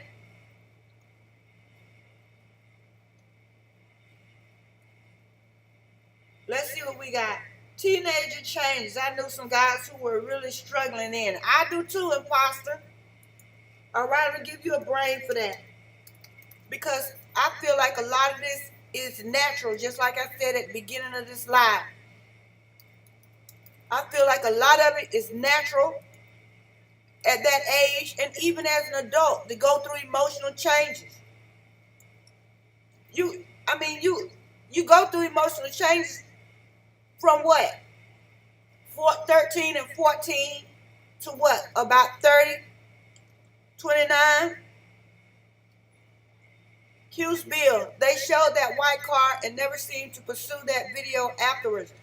Just shined it away. It just, okay, shout out to Q's Bill. You noticed that they showed us the picture of the car at the gas station. That turned out to be some foolishness. As a matter of fact, that picture is what made me start this channel. Because I knew that was not his car. It just wasn't. I mean, the shape of the windows and everything, I knew before it came out that the car was going in the wrong direction. I knew it. I knew it wasn't his car. And I was like, let me get on here and say my piece. I had no idea it was going to turn into this. But I said, let me get on here. I don't know whether this guy did it or not, but let me get up here where I can post my opinion. Because when I was posting on other people's channels, it was like I was talking to myself. 9 times out of 10, nobody responded to me. So I started my own channel so I could give my opinion on this case. Because that's how strongly I felt that this was a bunch of, that something was wrong. I felt something was wrong. And so my very first video was only 46 seconds long. But it was saying, hey, these photos are not this guy's car. And then remember, Dr. Thrifty was showing the car on Steiner Avenue. He was showing the car that was supposedly passing back by the house at 9:30. He showed the car passing by the gas station. Back then, he was talking about all these things. And so I was looking at these photos and I was like, those are not a 2015 Hyundai Elantra. They weren't. They just weren't. And so I knew that. Let's see. Shadow, Kopaka's eyes told us some things. Wow. Now that's deep. You know you're going to have to expound on that. Shadow. Give us the rest of it. What do you mean by that? Give us the rest of that, Shadow. What did his eyes tell you? Share it with us. Yes, Cindy, he's 100% has Asperger's. It's so clear in the traffic stop with the things he asked. I agree. I agree, Cindy. Shout out to Cindy and Willow. I agree. You can tell that it's something. I'm not an expert on Asperger's and OCD, and well, I got a little knowledge of ADHD from teaching school. I heard a little bit about the rest of them, but that's the only one I really know enough to hold an intelligent conversation about. But I know y'all know. And somebody said that somebody with Asperger's will have red hands. And on one of the pictures, Brian has red hands. As a matter of fact, I believe it's this one. Let me go back.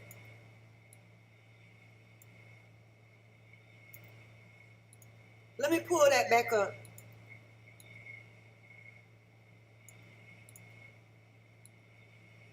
Let me get rid of this right here.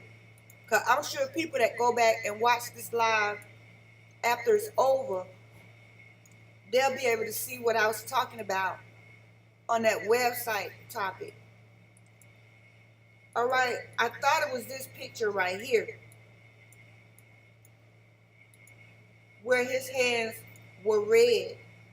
And if it's not this one, it's one of them where he's got on the red outfit. I think I put it in one of my videos after somebody said that. That's what I believe, but I could be wrong. Now, I believe he's got one of those. I definitely do. Because you could, like you said, on the traffic stop, some of that how he was acting, that's just not everyday behavior. Like when the lady, I mean, we can tell how he was with the professor because with the traffic stop lady at WSU, she told him he's not gonna get a ticket, and he wouldn't let it go. He just was still saying, "Did you see that?" And what should I have backed up or? I mean, he wouldn't let it go. He had to be right. It's almost like he had to hear her say that, you know, it wasn't his fault. Not getting a ticket wasn't enough.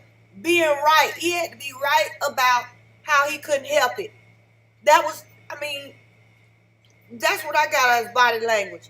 I didn't think of him being on the spectrum until somebody said, I think Robin was the first person that told me that. And then when I thought about it that way, I was like, you're right, it's something. Because, I mean, he just wouldn't let it go. Most people would be like, no ticket, up, see you. Wouldn't want to be, zoom off. But he had issues with whether he was right or wrong in the situation, and he just wouldn't turn it loose.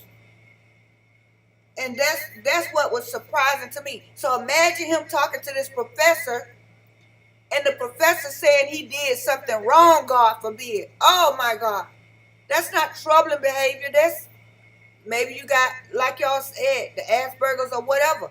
But that doesn't make him a murderer. I mean, come on now. How you gonna make that makes him even less of a murderer? How is he gonna put a murder together? Come on now.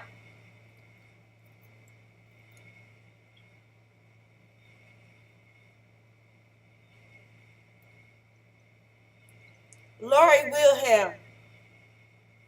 Yes, he knew it was coming. He is smart. He probably saw them leaking. All right, I'm gonna give you a brain, Lori.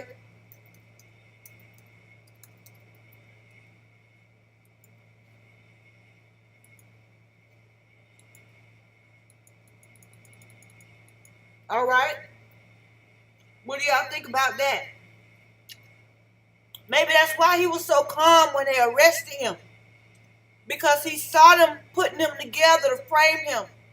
He saw people looking at him and snickering and acting all secretive. I believe he knew they were going to set him up, and I never thought about that until recently. I believe Brian knew this was coming. That's why he was so calm.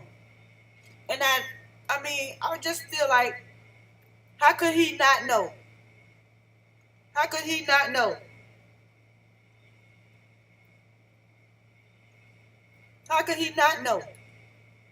Fallon. Shout out to Fallon. Welcome. Welcome to Thursday Night Live, Fallon.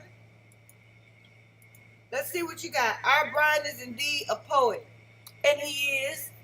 I mean, I don't want to just sound like a Brian Kohberger fanatic where people think I'm just, my head is irreversibly stuck up in this case as him being innocent. I don't believe he did it, but I'm still very objective and subjective about the case.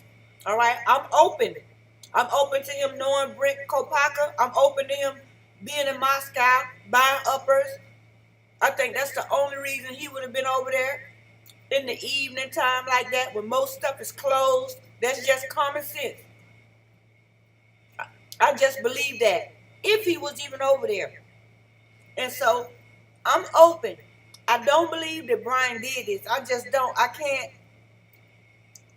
can't see it. I've tried to see it. I don't want to be a fool. I don't want to be made a fool of.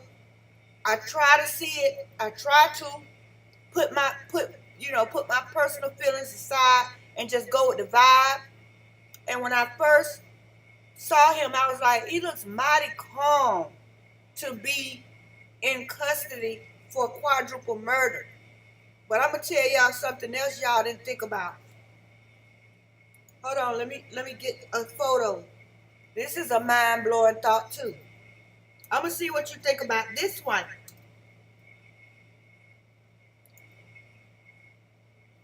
I need to put a picture on the screen to make my point. Now,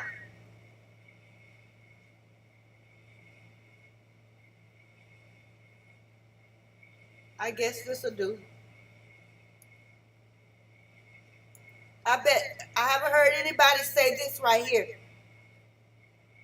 Check this out.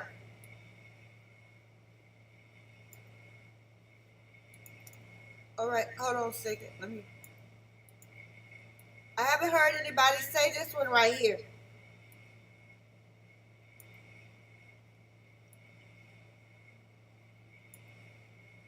Okay, I'm loading my screen.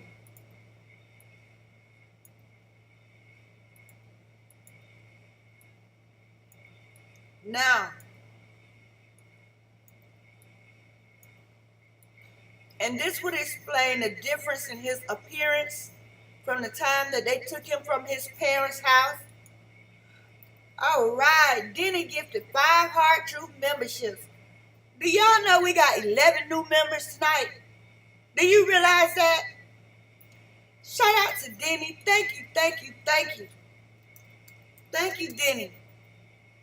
Let me pull my screen back up. I mean, you got me right in the middle of my speech, too. Thank you, Denny. Thank you so much. Wow. We have 11 new members tonight. That's crazy. That's crazy. I appreciate y'all so much. Don't think I don't. We have a good time. Don't get me wrong. Whether you donate or do chat stickers or not, we're going to get together and have a good time. Because some people are not able.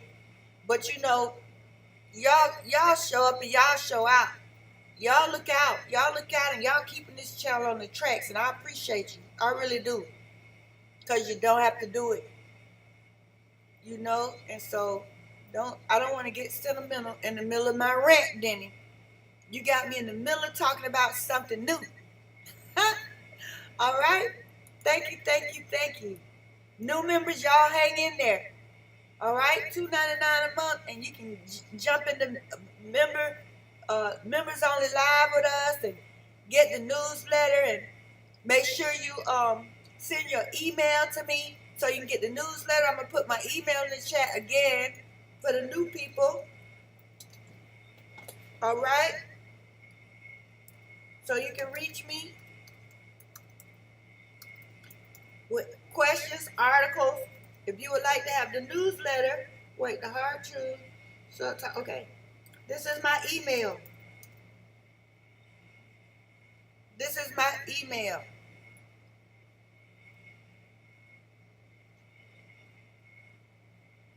All right. Kelly Dean in the house. Shout out to Kelly. All right. Much love to you, Kelly. You gave an awesome post. I should have put a snapshot, a screenshot of your post on here, Kelly, because you really explain this right here. You really explain this. You know how people with Asperger's or these types of disorders, how they function and survive, and how the world treats them. Anybody, not this video that I just put out, but the one before that, go back and read Kelly's post if you have a chance. Okay, not now. But I'm just saying, check it out because it's very, very eye-opening. Terry Butler in the house. Terry Slew. Shout out to Terry. That's what's up. Welcome, welcome, welcome. Good to see you. Hey, Terry. Now, this is what I'm thinking. They said when they raided the Kohberger home, they found a baggie with some marijuana in it. And so I'm thinking the Lord might have just covered Brian because he knew they were coming to get him. Brian might have been high. That's why he was so calm when they locked him up. What y'all think about that one? I believe he was smoking that marijuana because he knew what was going down. He knew they were out there looking in his garbage can. And so on those pictures with that green vest, bulletproof vest, where he looked so calm. I believe he was, I believe he had smoked some weed. You know, God will cover us when we get ready to go through something that's going to be totally mind blowing, and he knows we're not going to be able to handle it all up on the front end. Don't you know God will cover us like that? I believe Brian was smoking weed, and by the time he got to the jail and stuff, he had to sober up for the impact to really set in of what was going on. I really believe that. I think we got another. All right, shout out to Robin Latham. $20 super chat. All right, all right. I love you too, Robin. I love you, Heart Truth, as well as all of you in the chat. Thank you for being part of this community. We love you too, Robin. Even though you take a nap during Members Only Live, we forgive you. We forgive you, Robin. We love you too. Robin been there here running with me a long time. I remember the first post. He said, "Hey, gal." I remember it. Thank you, Robin. Let me show you some love. I sent that off too quick. Hold on, let me put another one out here. Thank you so much. Thank you, thank you, thank you. All right. What a beautiful group we got here. Now, what do y'all think about the marijuana? Because I think that he, in some ways, he might not have known it was going to happen that day, or maybe he did. But I believe that he was smoking. I believe he might have known what was going on when they stopped him twice in Indiana. He probably already was hearing rumors before he left Washington. And then when they stopped him twice, that pretty much confirmed it. I believe he probably was smoking some weed to calm his nerves. And that's why he was so calm when they picked him up. Because he looks like he's just totally calm on that picture with the green, what do you call it? The green bulletproof vest. I do believe Brian had smoked. And they said they found a little baggie with green leafy substance. I believe he was smoking, getting ready for what was coming. That's what I believe. That's what I believe. I'm sorry. What do y'all think about that one?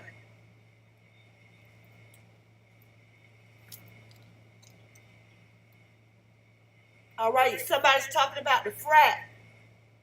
Yeah, imposter. Uh-oh, marijuana. Shout out to imposter for jumping back in. All right. Les said, Shadow, I'm sure D is involved too. Everybody is saying that. I keep hearing this.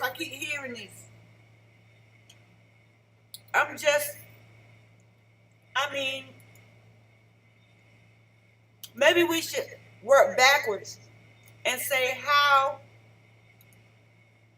can we say that Dylan is not involved? How can we do that?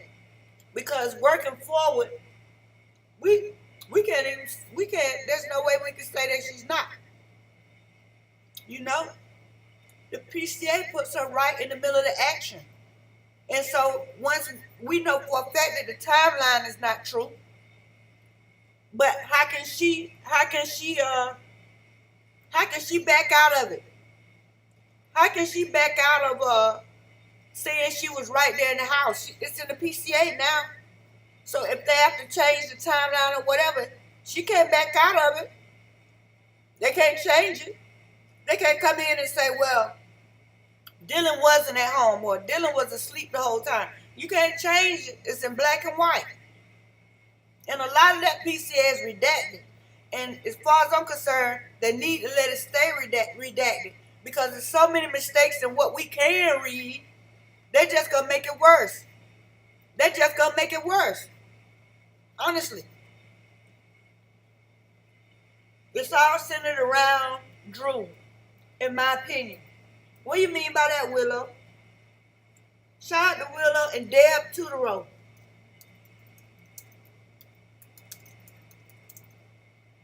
All right, shout out. Much love, much love. Cindy Loach got into a fight with Ethan. Okay, Les, where do you get this from, Les? How did, when did Loach get into a fight with Ethan? Somebody, is this at the frat house? I heard about a fight, but I didn't know who it was. Is this verified, Les? I hope, I hope on everything I know that the frats are not involved in this. I hope on everything I love that the frats are not involved in this and Ethan was killed. I just hope to the bottom of that hurt me to the bottom of my heart just to even think that they would do this and that Ethan was basically sacrificed. I mean, what do you call it? When you kill 4 people and one of them is one of yours. I mean, he was sacrificed. If the frats were involved, huh? Isn't that the truth? I hope and pray that the frat fraternity is not involved. Even though everybody's pointing to the frat and blaming them,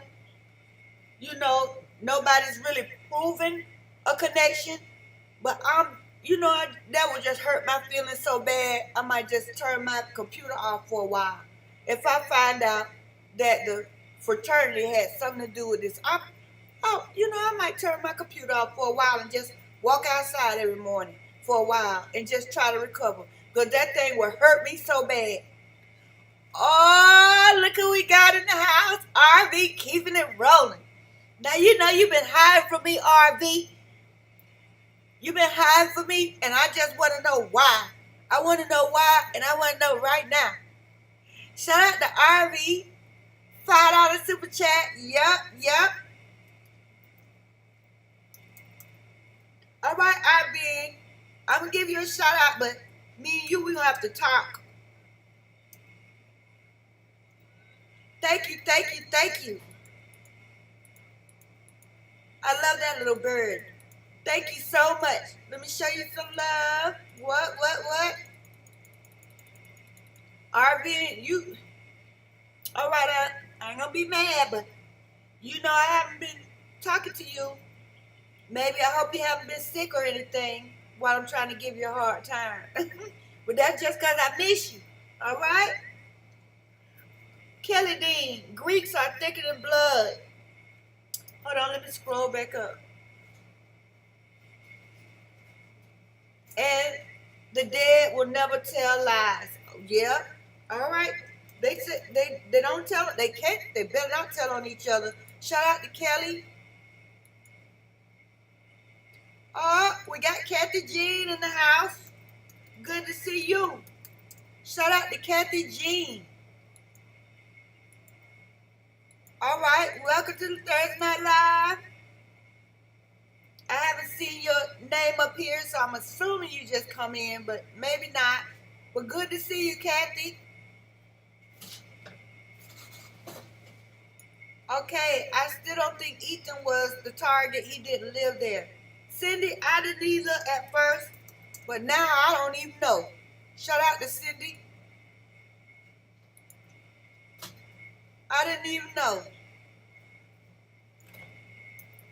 I can't even call it no more. It's been so many different accounts. I can't even call it. Because if the fraternities were involved, that means that man was sacrificed. You know that, right? That's ritualistic. For somebody or some people to take the life of one of their own like that, I don't care whether they meant to do it or he was a casualty or not. It was sacrifice. It was no accident because that big red Jeep was outside. Everybody knew he was there. They know where he was. It was no accident. They meant to take the lives of all 4 of them: Maddie, Kaylee, Ethan, and Xana. They meant to take all 4 of their lives. It's up for debate whether they meant to take all 6, but they meant to take the 4 that they did take. They meant to.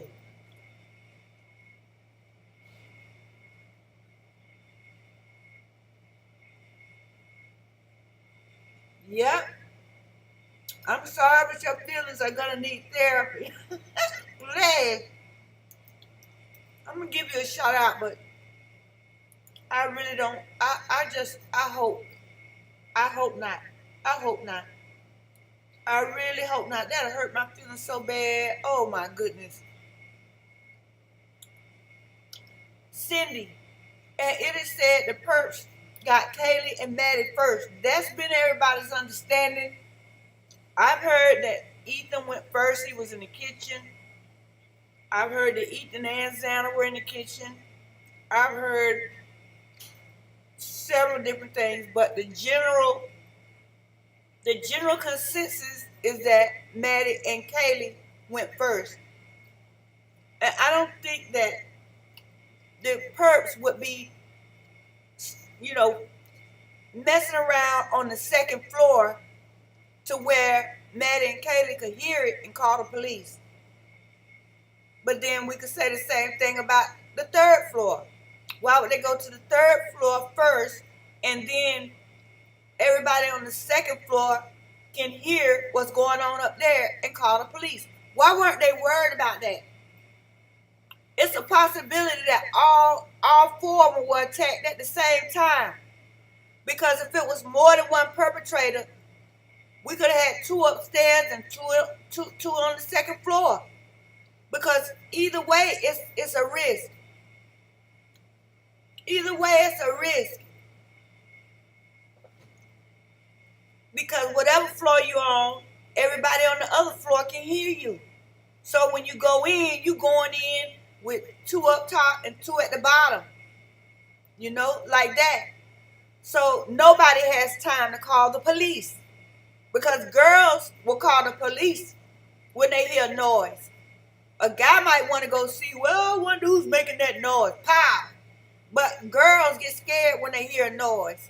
Even just a little small noise that's not even all that threatening. The girl will be like, did you hear that? They went in, common sense, more than one person. Everybody was secured and squared away. That's a military move. That goes along with the sheep. They went in and they squared everybody away at the same time. Because no matter if they didn't do it that way, whatever floor they started on, they took a risk on everybody else hearing them. Dylan said she heard something. She's saying that, it started on the third floor. So why would the killers allow her to be down there hearing them? I just don't believe it. I believe they all got assaulted at the same time. If it was 3 people, 2 of them on Xana and Ethan and 1 upstairs. If it was 4 people, 2 on 2. They knew Ethan was in the house. You couldn't miss that big red Jeep. That bright red Jeep, it's loud red. They knew he was there. There's no way to say they didn't know he was there. And then he had to walk from the fraternity house to the house right across the grass. They knew he was home. They knew he was there.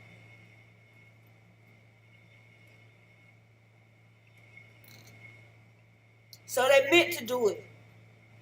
And that's just really disgusting. The whole thing is just really something to make you sick to your stomach.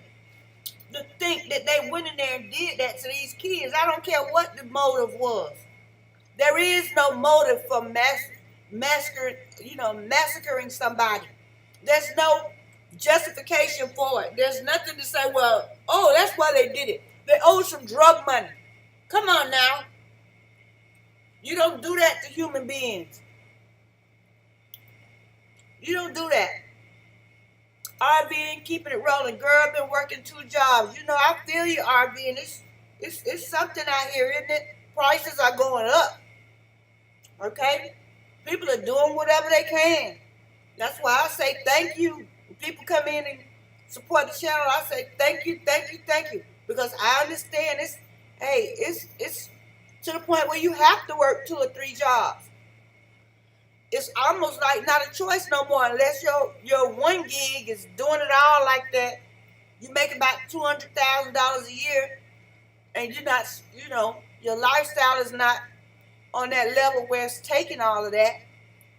You have to. But I'm glad you made it tonight. It's so good to see you again. Glad you're all right. You need to be safe working those 2 jobs. You need to be safe. All right, Cindy. And it is said, okay, we did that one. Okay, it looks like we got another member, B River Girl, stepping up. Oh, wow. B River Girl is back up on the roster. Yep. Much love, much love. Now, you know we're going to clown you in Members Only Live. We're going to get you. Now, listen. I put the email in for members all the time, but B River Girl, I believe you got my email. So I don't have to keep doing that. All right. What we got here? Layla Stevens. I didn't even know you were in here, Layla. Get good. Oh, it's so cute. Shout out to Layla Stevens for $5 chat. Super sticker. Thank you, Layla. You must be just riding up. I haven't been seeing you in the chat, or maybe you've been quiet. I don't know why this thing's shooting off with one heart. Hold on, let me fix that. Thank you, Layla. Thank you. You rock. All y'all rock. We doing it on a Thursday night. The hard truth, that's right. Now listen. I really hope and pray that the fraternities had nothing to do with this. But if they did, I'm going to just be honest, it's hard to eliminate Bethany.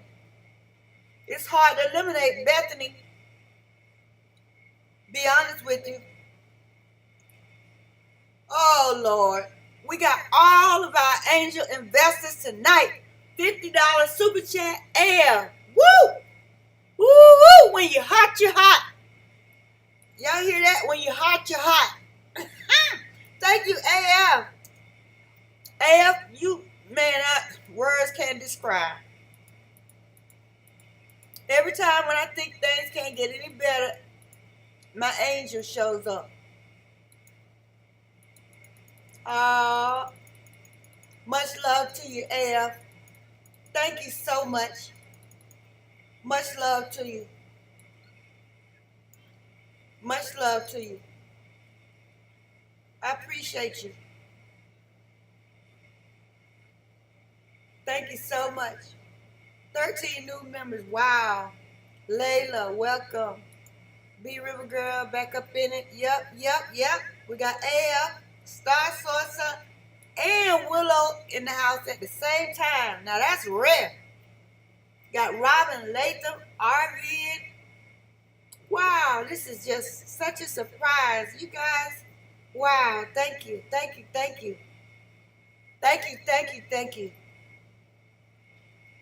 All right, so where were we? What?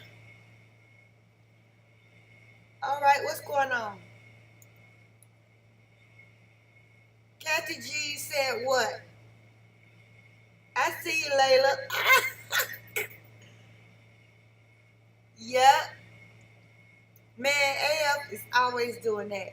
And we got the best angel investors on the internet. I thought y'all knew that. I know I do.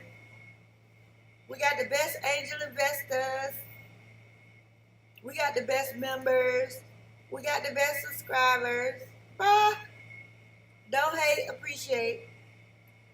Alright, we got the best angel investors and the best members and the best subscribers. That's never gonna change. All right. We're rolling now. I was asking y'all some questions. Thank you, Layla. Thank you.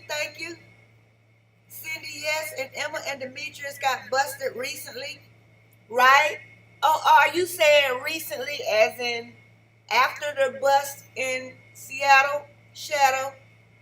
Shout out to Shadow. All right. Boy, the gifts keeps on coming. Super chat sticker Leslie Vasquez, $19.99, $20. Whoa. Shout out to Leslie. AF still on it. AF $20 super sticker. Everybody needs to face the truth. Frats all over this. All right, we're going to have to put that in our pipe and smoke it, AF. Echo 4044.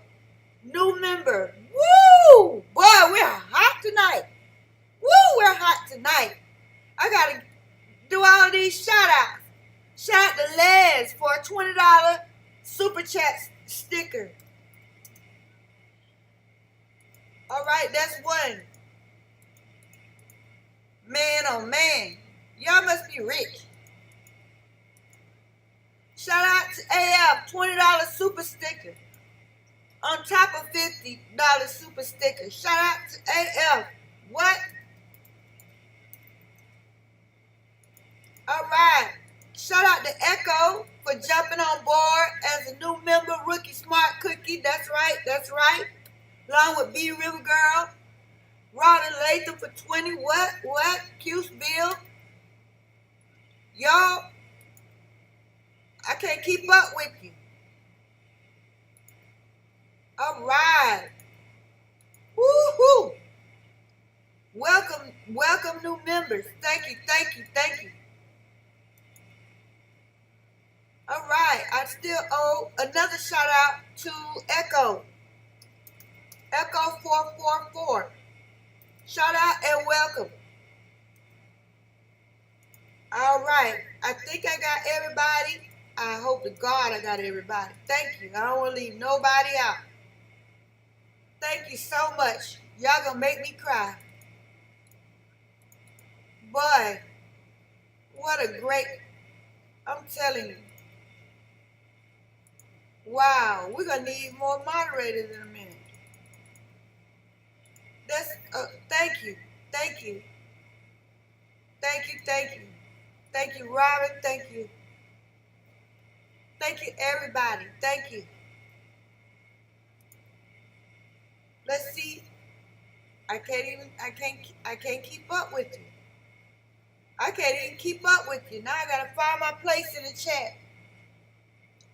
Wow. I don't know. I've been feeling good all day and y'all just got me pumped up now. I don't know. I just felt y'all coming or whatever. This is just a good feeling I got today. I mean, I don't know if it was our meeting on Wednesday, but I haven't been the same since. Now look, who is this in Europe? Echo 444, 20 pounds. Wow. 20 pounds from Echo 444. Now when you hot, you're hot. Y'all gonna make me cry.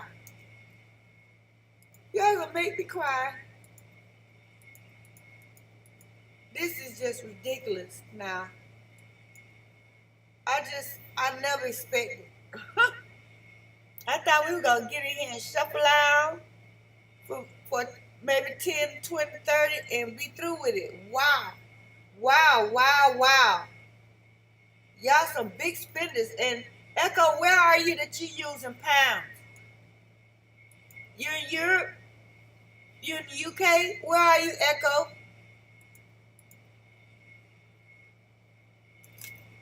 Let me know where you are. Thank you so much. Thank you.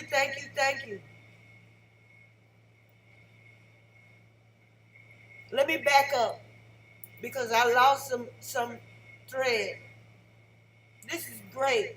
I appreciate y'all so much. Now, let me see where I was in the comments.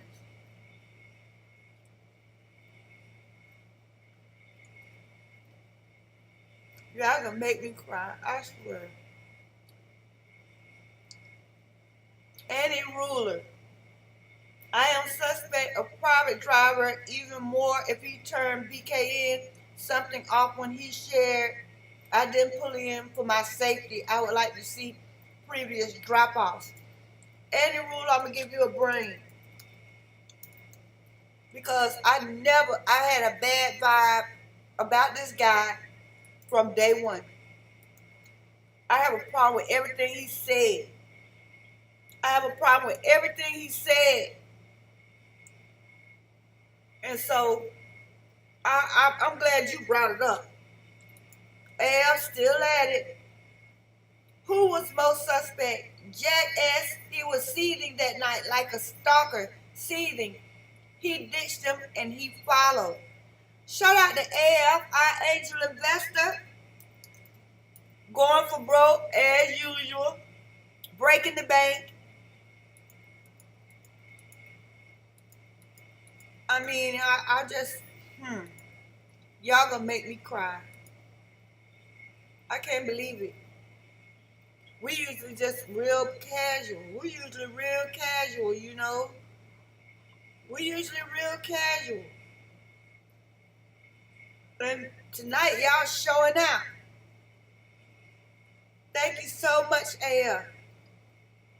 And I think Jack Showalter, you saying he was angry when he was walking. Well, at least he walked them.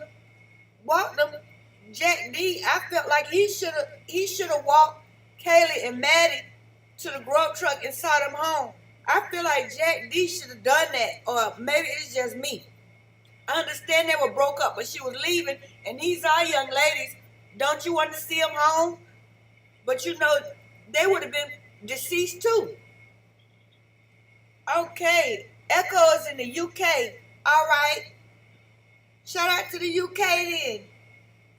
Y'all pull a load too now. Shout out to the UK. All right. Cuse Bill, you deserve it, Heart Truth. Such an awesome job. I love you too, Cuse Bill. Thank you, Cuse Bill, for the $5 super chat. I can't even do my job for y'all spending money. I can't even do my job. I can't even see the chat. Lord have mercy. I'm shocked. I had no idea. Y'all gonna show out on me like this. But thank you so much. It's so encouraging. It's so encouraging. And I have an even brief announcement that captions are coming to my videos. If you would like to have captions, if you think I should have captions, let me know in the chat, because I can put a certain amount of them in the video and then I have to type the rest. But I learned how to, I had a webinar today, this morning. They had a webinar and I learned about a lot of new features. And so the videos should be better because the webinar showed a lot of tools inside that I didn't even know about, because I was on free trial for so long. I wasn't able to use most of the stuff anyway. But I mean, in the webinar they showed me stuff that I could have been doing I knew nothing about. And so the videos, they should get better, the quality. I can at least give you that, right? All right. Thank you so much. AF, do you believe that the guy Jack was mad for what? Did he give one of them a hug at the grub truck? Who hugged Maddie and Kaylee when they got to the truck? Was it the guy, the guy with the dark hair that was on the video later on after the band field? Somebody hugged Maddie and Kaylee. Who at the truck? I think that Jack D certainly failed the girls by not leaving the corner club and seeing them home. And I think that Jack S, I'm scared to say that either one of them should have followed them home, because they might be deceased too. They would have been walking into their own death. Who's to say all of them would have been, it'd have been 6 bodies maybe. Because whoever did this looked to me like they weren't taking any prisoners the way they did those kids. That's why I don't believe Bethany and Dylan, because Look at how they didn't just come in with a gun and shoot 4 people because the objective was to kill 4 people. They came in there and they massacred those kids. They massacred those kids. And so I'm scared to say that anybody should have went with them, because, man, they would have been going to their death unless they had a weapon. Unless they had a weapon.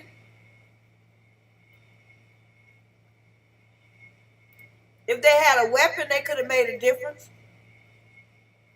You know, rock, paper, scissors. If they had a gun on them, or maybe even some mace, they could have made a difference. But other than that, they would have been walking right into their deaths. I think they should, I think they both should have been gentlemanly enough to see those girls home, because that would have been the right thing to do.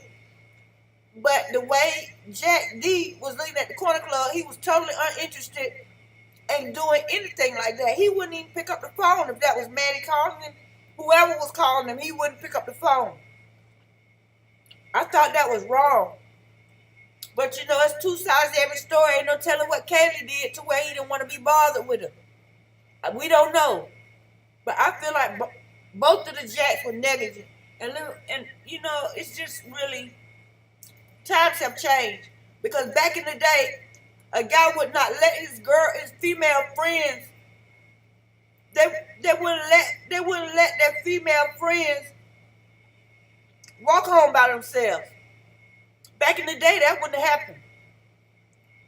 And I'm wondering if the perps, what if they had to walk them home? What if Maddie and Kaylee would have came home with 2 guys? Were they going to kill everybody? What? It's like the people involved, they had to. The people involved, they had to know everything that was going on that night. This was planned, and they had to know. Because who's to say Maddie and Kaylee weren't going to bring a whole group of kids home with them from the corner club or whatever? You know how they party.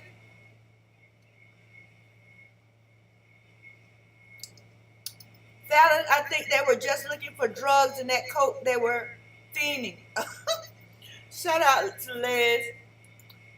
Well, I don't know. I think they probably had plenty of drugs. The way they were acting seemed like everybody was high. But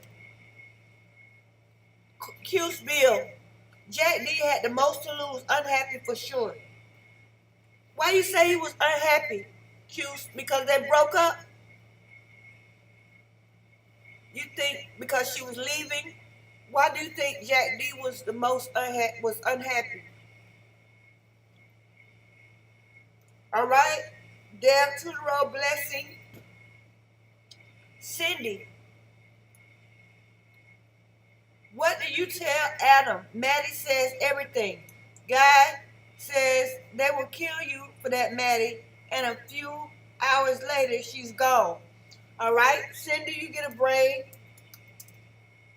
because we can't ignore that.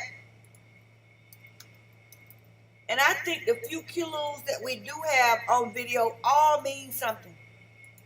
I think that's on the way to the truth coming out. Like I said, the truth always comes out.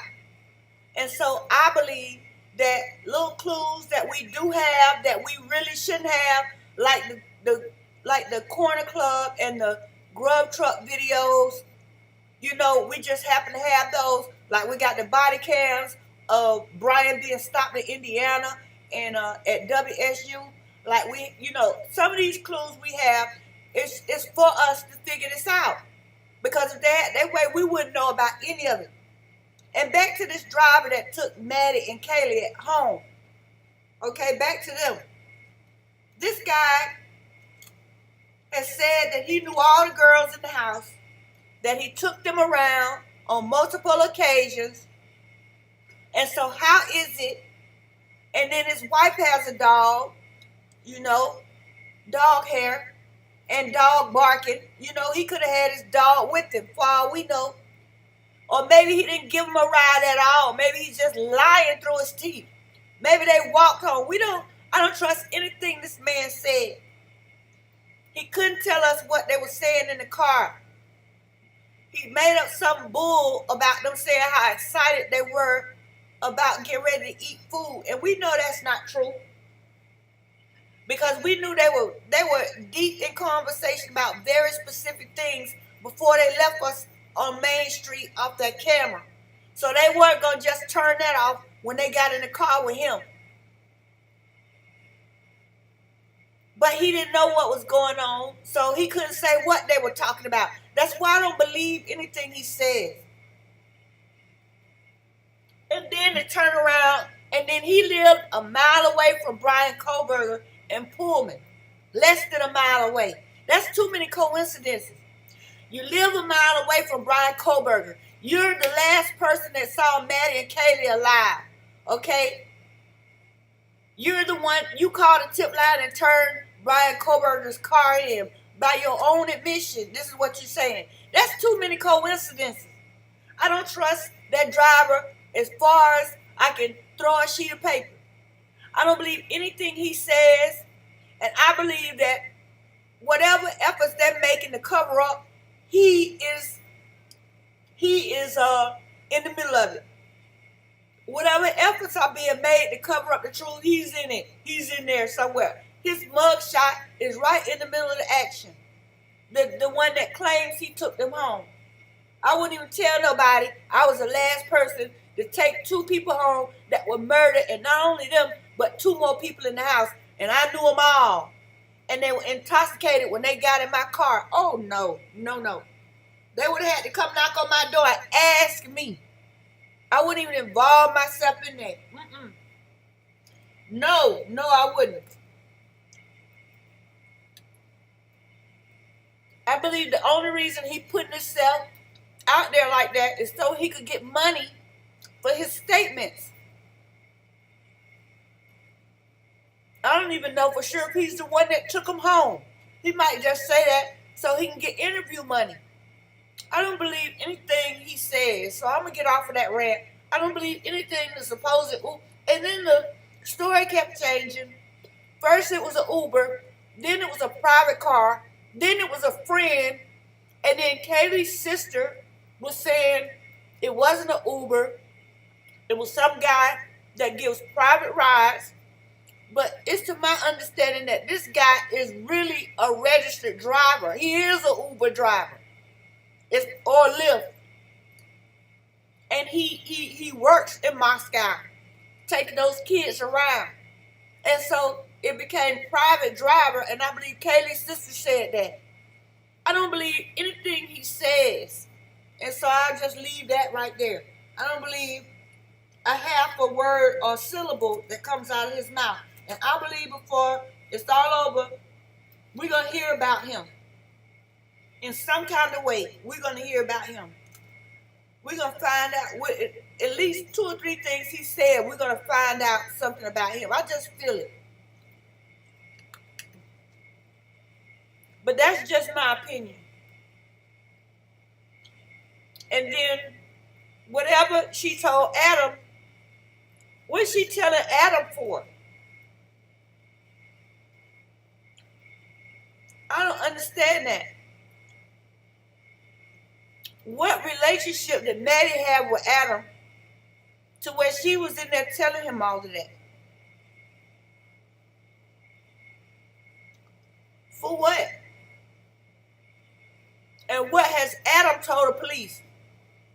Has Adam made any statements, public statements?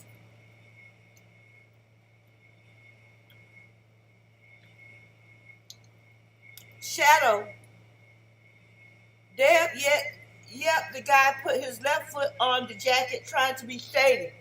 Shout out to Shadow. And did I give Cindy a shout out? I don't see it, so I'll just start with Cindy. All right. Oh, I gave you a brain. Oh, I don't know what's going on. Let me just give you a heart just in case. You can never have too many hearts. And then I found my place in the chat. Don't get me started on this driver because I don't believe anything that he says. And I never will. I never will. All right, AF is still on the roll. Oh God, AF does this every time. If you've never been on live with us on Hard Truth, AF does this every time. Okay, just I told you, AF is my guardian angel.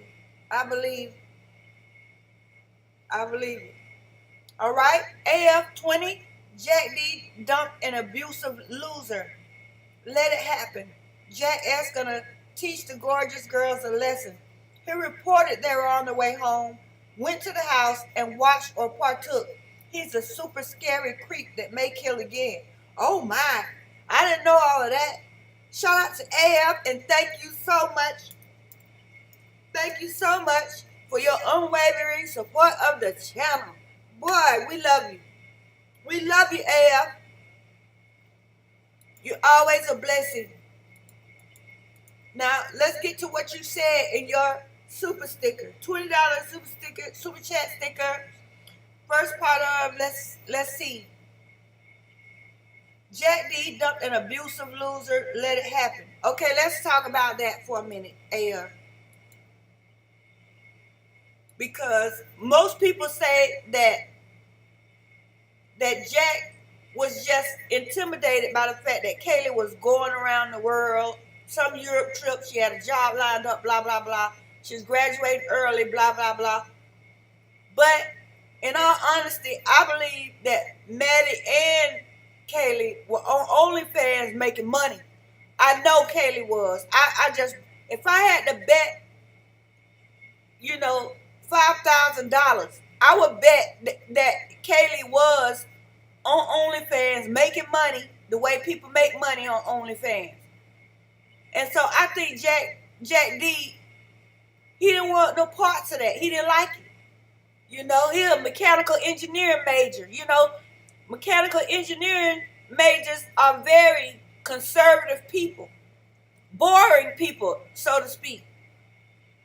And I know firsthand because I worked with a whole room full of them, at Lockheed Martin. And they're very conservative people. To find out that his girlfriend was making money like that, that would have been an absolute no-no for somebody that, is not a flashy guy and, is pretty reserved in the way he does things. He's already a methodical thinker. And so that's not logical to him for a girl to be whatever. And I believe that's how she got the Land Rover. I'm going to just say it. I believe she was making money on OnlyFans. I hope that's all it was. Because they still have physical places you can go and make money in college for these girls, guys too. I'm just saying, I'm hoping that's all it was. But if I had to bet the farm, I would say Kaylee was making money street hustling. I'll put it that way. And it's nothing wrong with that. I ain't judging her. Get yours. Hey, as bad as the economy is, hey, get yours. And this OnlyFans is really just what? Pictures and videos. And so I guess that's a safer way to do it. But I believe that this is how she got her money to get her truck. I believe this is how she was saving up for her trip that she was planning. I believe this is how she was going to get to Texas and start over. That's what I believe. And so, you got to point that AF with Jack D said, because look, he wouldn't even answer the phone. I don't believe the killers were in there playing on Kaylee's phone that long. I don't believe the killers were in the house long enough with all the other things they had to do to sit there and just keep calling Jack. I believe that was Kaylee calling him. And I believe that she lost her life shortly after. That's what I believe. I believe by 3 o'clock, 3:15, Kaylee and Maddie were deceased. That's what I believe. That's just my opinion now. Let me throw that in there. That's just my opinion. That's just my... AF, you need to stop your mess now. You scaring me. Super chat sticker AF5. $5.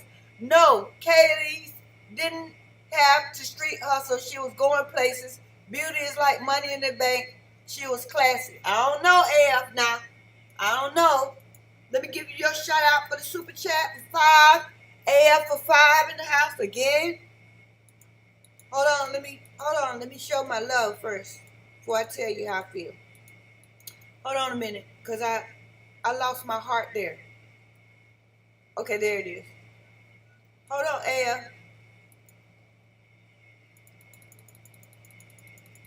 All right, there's your love.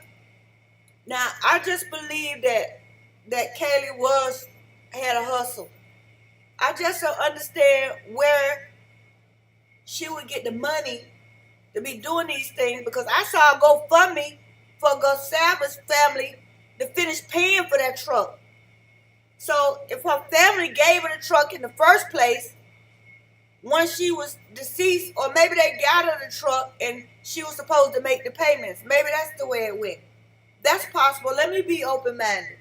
That's possible. Maybe her family got her the truck, but didn't her daddy say that she worked hard and got that truck? Didn't Mr. G say that? Didn't you hear him say that? Tell the truth now. I don't know. Let me write this down. I'm gonna investigate Kaylee some more. Make sure I don't have a wrong impression of this girl. Because from what I see so far, that's the impression I got. But I'm gonna investigate more. Okay, maybe you're saying this for a reason, AF. And I'm not saying she's not classy. I think they were all beautiful girls. I really do, all of them. I don't think, I can't say a bad thing about any of them. I think they were all beautiful girls, and their parents had a right to be proud that they were in college trying to get their education, no matter what background they came from. That's the way I feel.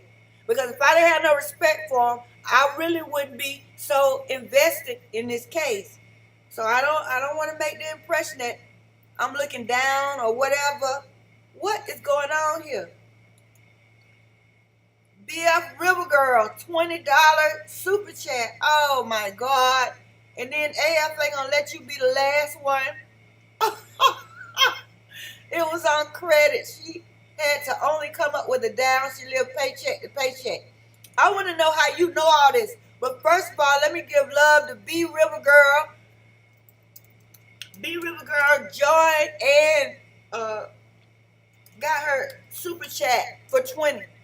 All right, let me give you your love. B River Girl, thank you. I give up with trying to keep up with y'all. I've been saying thank you all night. And I thank you. I do. Y'all are scaring me. Y'all are scaring me. Thank you. Y'all help me say thank you. And then AF, thank you for $5 super chat. Saying Kaylee's truck is on credit. She only came up with the down payment. I believe that. We know that to be a fact because they wouldn't have been making a GoFundMe to finish paying for it if she had paid cash. So we know that's true. We know that's a fact. Okay, let me show you your love, AF, for the super sticker. Hold on. Man, what a great day. I've been on cloud 9 since I woke up. And y'all sending me to cloud 10 and 11. I tell you. Wow. Y'all showing out. Y'all showing out. That's what you're doing. Y'all showing out. All right. So let's see. We got I got B River Girl. I gave you your love for the $20 super chat sticker. And AF, I gave you yours for a $5 super chat sticker. Thank you. Well, I guess nobody gonna have a chance to get donor of the month this month again. Cause AF, you taking over again. No, I guess you protected your crown. No, I don't think nobody could catch you. You too far out there. We just started the month. Lord have mercy. Thank you. Let me give everybody some love. Everybody in here for coming out and spending some time with us. All right? Thank you for everybody that's spending time in here tonight. That you bothered to come in and have a discussion. Thank you. Thank you to everybody. All right? Thank you. RVing, keeping it rolling. What I don't get is all the good suspects, they pick someone who has no connection to them. That's what somebody else said, RV. Let me give you a shout out. That's what a lot of people are saying. All these people in Moscow and in even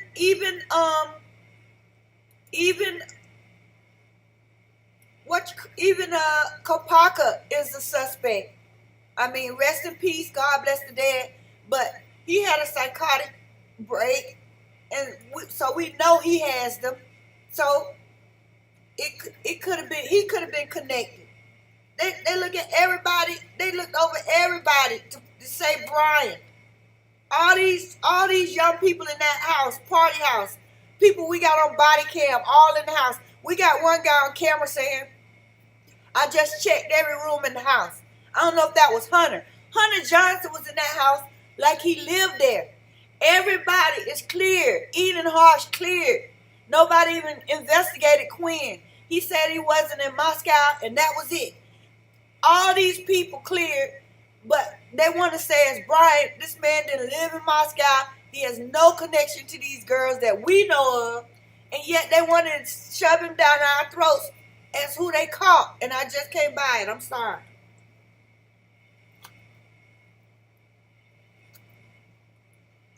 And all those kids in Moscow act like they know exactly what happened. That's what makes me mad. They act like they know exactly what happened, even though this is supposed to be some great big mystery. They know exactly what happened. So what's going on with that? I don't understand it either. Body cam right at the fire hydrant. Are we sure that this is Kaylee's, Maddie's jacket in the video? Are we sure? Are we sure? Are we sure this was Kaylee's jacket? I mean, Maddie's jacket. The black jacket.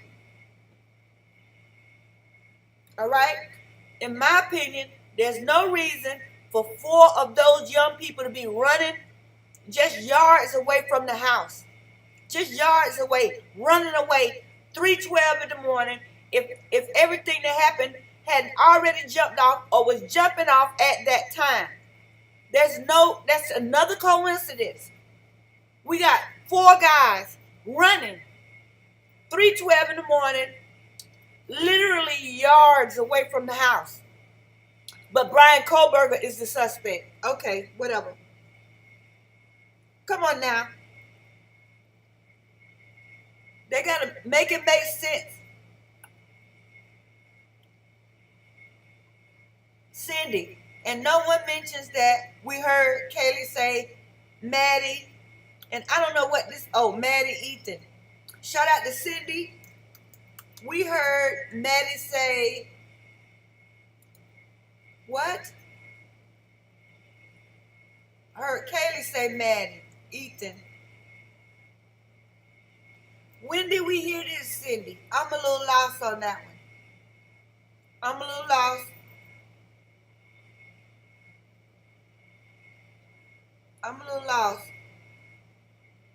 Now, let me move down because I lost some of these.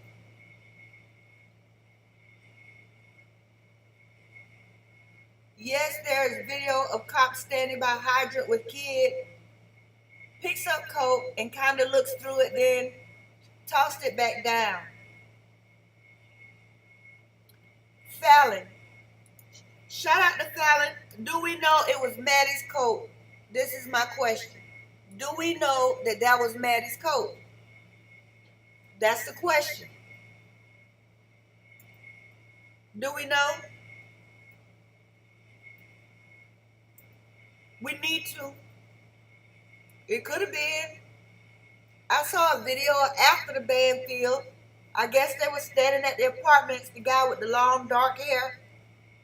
I mean, it's a lot of footage out there in Moscow that night. We probably haven't even seen it all. But it's a lot of footage of that night. Seems like we would have more insight than what we do Only thing is, every time we come up with theories based on the body cam and stuff, they try to act like that's not what happened. And I don't want to confuse myself, but I mean, if I'm looking at something with my own two eyes, and you telling me Kaylee made her last call after multiple calls, like urgency, to Jack at about 2:52 or 2:56, and then at 3:12 we see some kids running, young people running at 3:12. I mean, you cannot tell me that these murders occurred between 4 and 4:20. I'm sorry, you can't. I can't. I'm not gonna be able to do it. You know. And then if it wasn't for Kaylee's sister telling us about the phone calls at 2:52, we probably wouldn't even know about that. We probably wouldn't even know about the phone calls if it wasn't for Kaylee's sister letting that out there. And so then, okay, everybody starts saying it because it was out. 2:52 or 2:56, that was the last time that calls were made from Maddie and Kaylee's phones to Jack D. And so 3:12, we see with our own two eyes. These are things that we can prove. This is the evidence we're supposed to be using in our investigation, in our research, or whatever we're doing here online. Whatever we're doing, this is what we're supposed to be doing. Using stuff we can prove to deduce. And we got evidence of Kaylee's phone making those calls.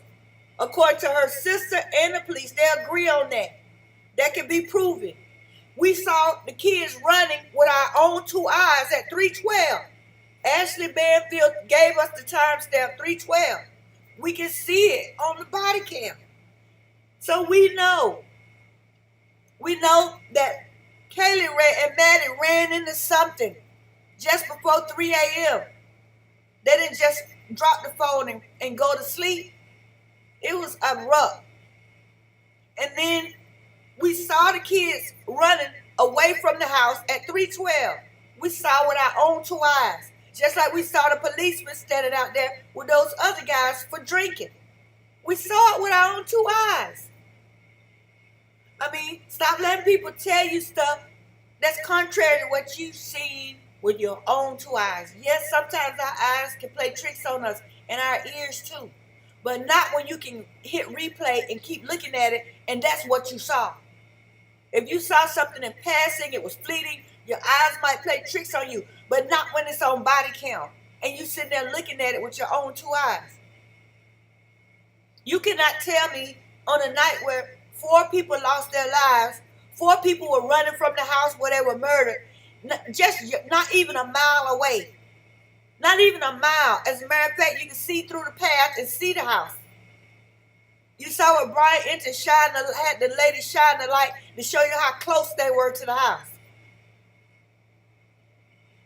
And then we know Kaylee stopped making calls just before 3 a.m. We know these to be a fact. This we know. So you can't tell me 4 to 4:20. By then, all 4 of those kids were deceased. By 4 o'clock, all of them were deceased. And until somebody can give me some hard, concrete evidence to change my mind, that's just the way I'm going to roll. I don't believe it. The 4 to 4:20 is absolutely not true. Even if it was possible, which is not.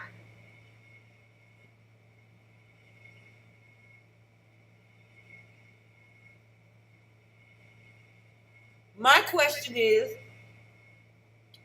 who cleaned up the blood? I'm talking about before the cleaning crew came. Who cleaned up the blood to where nobody tracked blood out the front door or the back? Answer me that, and then I'll give you the floor for whatever you want to talk about.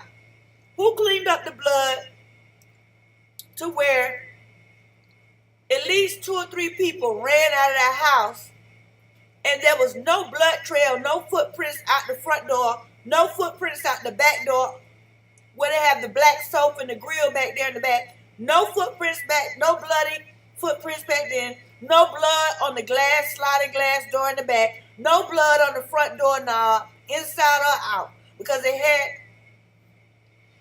the front door on camera, what, 2 or 3 times that day. No blood. Who cleaned that up? Because this cleanup was before the cleanup crew came, after the police were called. Who cleaned that up? This is where Dylan and Bethany need to explain. Who cleaned it up? Who cleaned it up? Anybody in the chat? I'm looking for you. I'm looking for anybody that, why didn't Jack D call Kaylee's parents? Agape love. Cindy Abbott, please clarify. Yeah, I said that too. I said that too, Agape. BRB, my baby woke up. Layla, what? You woke up the baby? Shout out to Layla.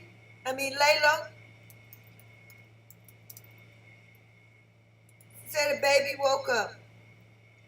Well, it's early. You still hanging with us, right? Q's Bill, haha. Shout out to Layla, Q's Bill, and Agape Love.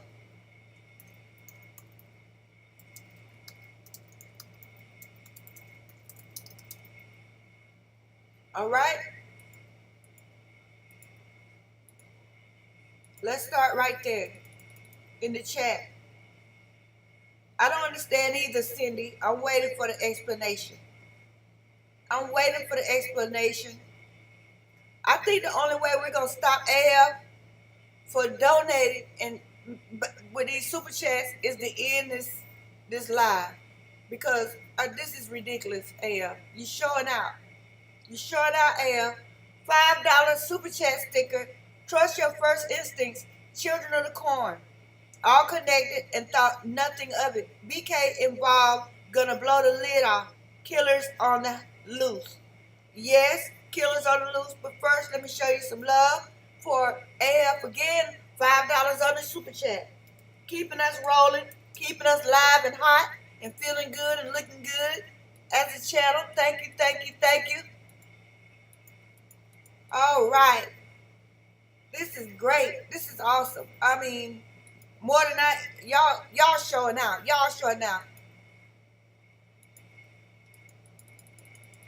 Every time. That's my guardian angel right there.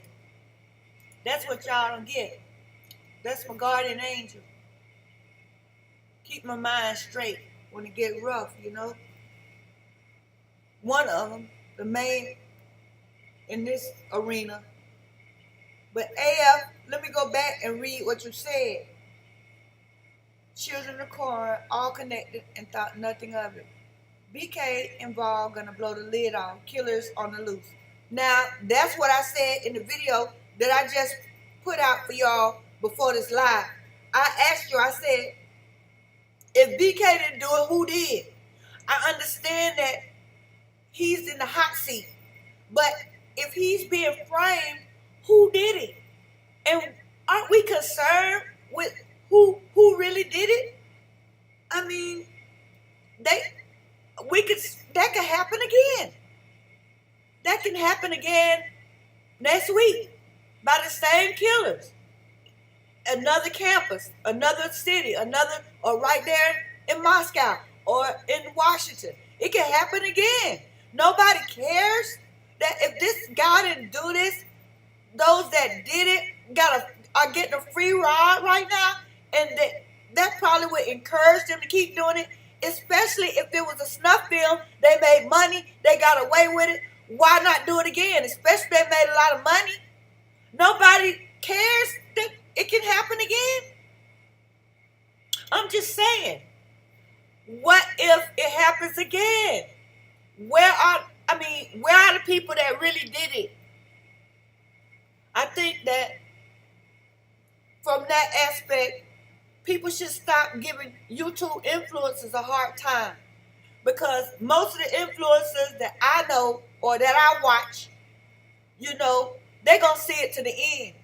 They're going to see it to the end to where Brian Kohberger is either convicted or exonerated.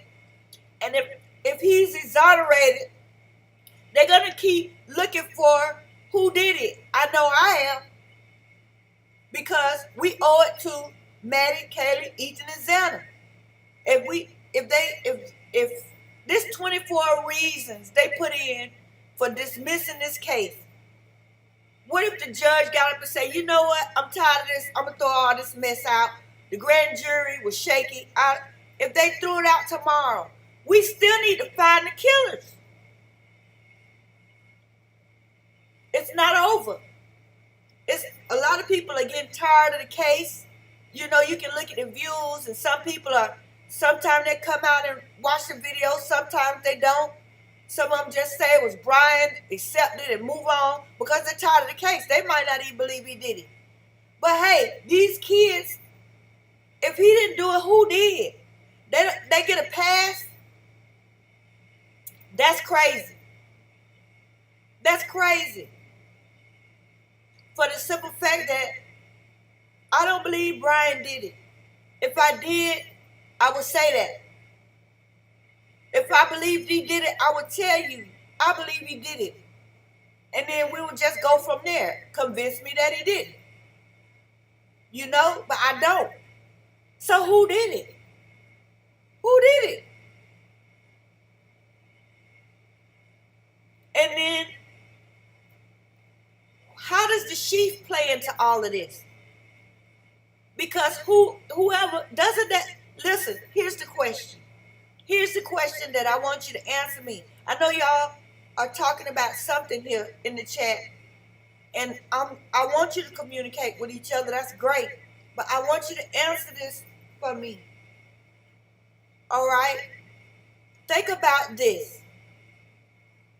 If Brian, let's say the police found a sheep in Maddie's bed, like they said. Just this is a scenario. This is hypothetical. I'm not saying this is how it happened. Let's say they found the sheep in Maddie's bed. It didn't have any DNA on it, but they did find a sheep. Let's just say. And when Brian Kohberger became a suspect, they put his DNA on it. This is hypothetical. The police went in, and in the first day or two, they found a sheep. There was no DNA on it, but they did find a sheep. And then, after they found the sheep,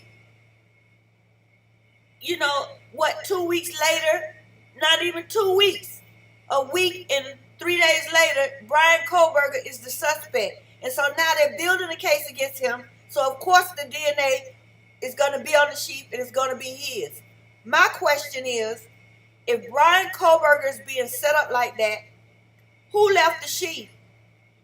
Who left a sheep with no DNA on it as a calling card? That's my question. Does that make sense? Assuming that the police did find a sheep and there was no DNA on it, and when Brian became a suspect, they put some DNA on it, or just said, hey, there was some touch DNA on it. They got a sample of his DNA at the lab. It didn't even have to be on the sheep. They just got his DNA. So what? They just said it was on the sheep. Okay? Then that means the people who really did it had to be the ones that left the sheep with no DNA on it as a calling card. Who would do that? That's my question. Who would do that? I'm waiting for you to tell me.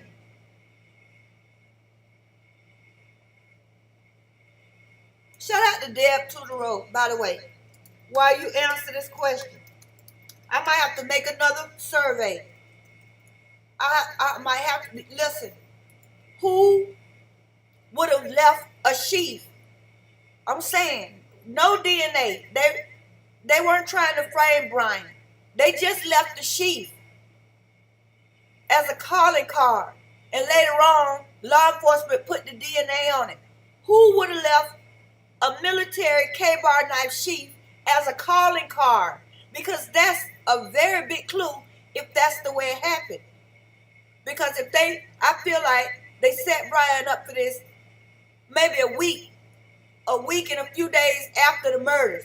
But on day one, when they went in, or day two, when they found that sheep, assuming there was no DNA on it, and they put the DNA on it later on, who would be the ones to leave a sheep? I'm waiting on the answers.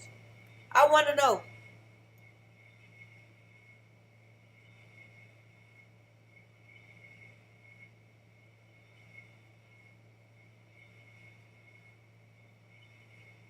I want to know who. Anybody that we know, any of our usual suspects, or somebody new?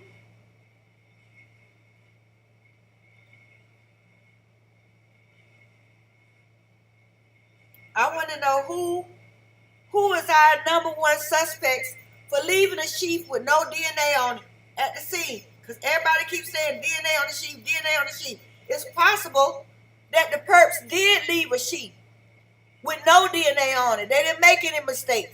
And later on, they just claimed Brian's DNA was on the snap. So if Brian didn't do it, who left the sheep? Who left the sheep?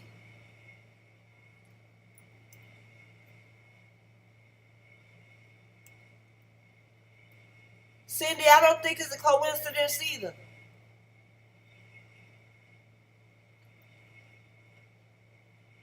Echo 444. I really believe the DNA particles were placed on the button snap after the crime somehow. That's what I'm saying. Shout out to Echo. That's exactly what I'm saying. And if this is the case, who left the sheep? Because if they were in the hardware shops asking people about a K-bar knife the first week after the crime, there was a sheep. Mr. G said he knew about the sheep. Who left the sheep? Who left a sheep with no DNA? Echo said, we know it had to be placed on the button snap because if somebody left the sheep with DNA on it, it wouldn't just be on the snap. That's another one of those fabulous coincidences. It's nowhere else but on the snap. It's foolishness. But who left the sheep? Because they were saying, local law enforcement was saying early on, people in the local Moscow community was saying, a man made a statement early on, before this Kohberger run into his car stuff. He said the police came to his store asking about, did he sell the K-bar knife? And said they were going around the neighborhood to different places that might sell that knife. I don't know if Moscow has a Walmart. Maybe they asked at Walmart. But the hardware store man said they came around asking, did they sell a knife that would go in that type of sheath. So there was a sheath. But that does who left the sheath as a calling card? This is what Opie comes back in my opinion. In my opinion, this brings Opie back to the table. Because this is military. The K-bar knife is a marine issue. It's a marine brand. Military. So who would leave a military style sheath like that after they showed their handiwork with whatever they used, machete or whatever? Who would leave that as a calling card? Somebody that's proud of their skills with a knife, that's been in the military, or somebody that wished they had been in the military, that's got a knife like that, hunting with it, that's been watching Rambo for the past 10 or 15 years. Who left the sheep? We can't just say Brian didn't do it. They're framing Brian. Okay, well, who did? We got to find out who did. Who left the sheep with no DNA on it and set the police up with something to frame somebody else with? That's very convenient. Who did it? Kelly D. The coat belongs to a witness. All right, let me give you a shout out, Kelly.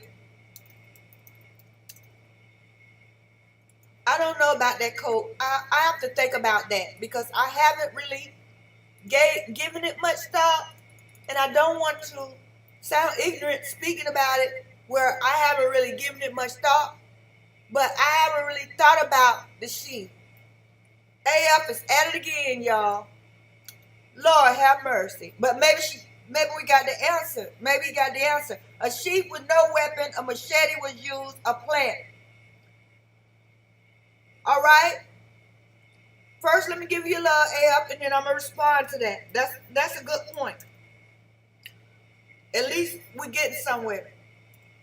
And it's a wonder you said that about the machete. Hold on just a minute. All right?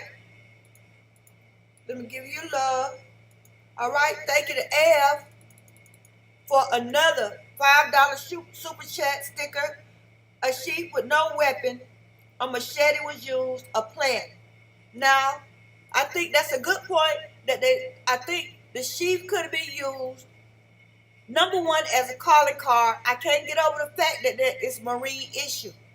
But also, I believe a machete was used or something similar, something much bigger than a K-bar knife. A K-bar knife is not a small knife. It's about the blade alone is about the size of a ruler. So, or even a little longer. So a K-bar knife is not a small knife.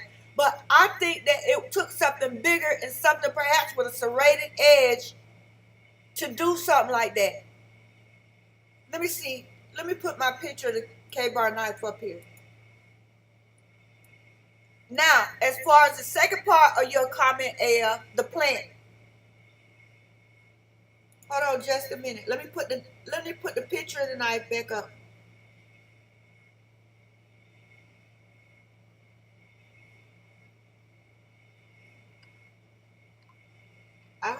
Oh, here it is. The K-bar knife that I have been seeing does not have a serrated edge. The machete has a serrated edge, and by the way they describe the injuries, I think the weapon had to have a serrated edge, or at least one of the weapons. Okay, here's our knife, and there's no serrated edge.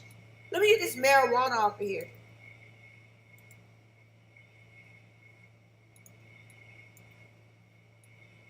Yeah, I think Brian had a few puffs before they got to the house and got him. That's what I believe. If he was I don't believe he was putting trash and garbage in little Ziploc bags.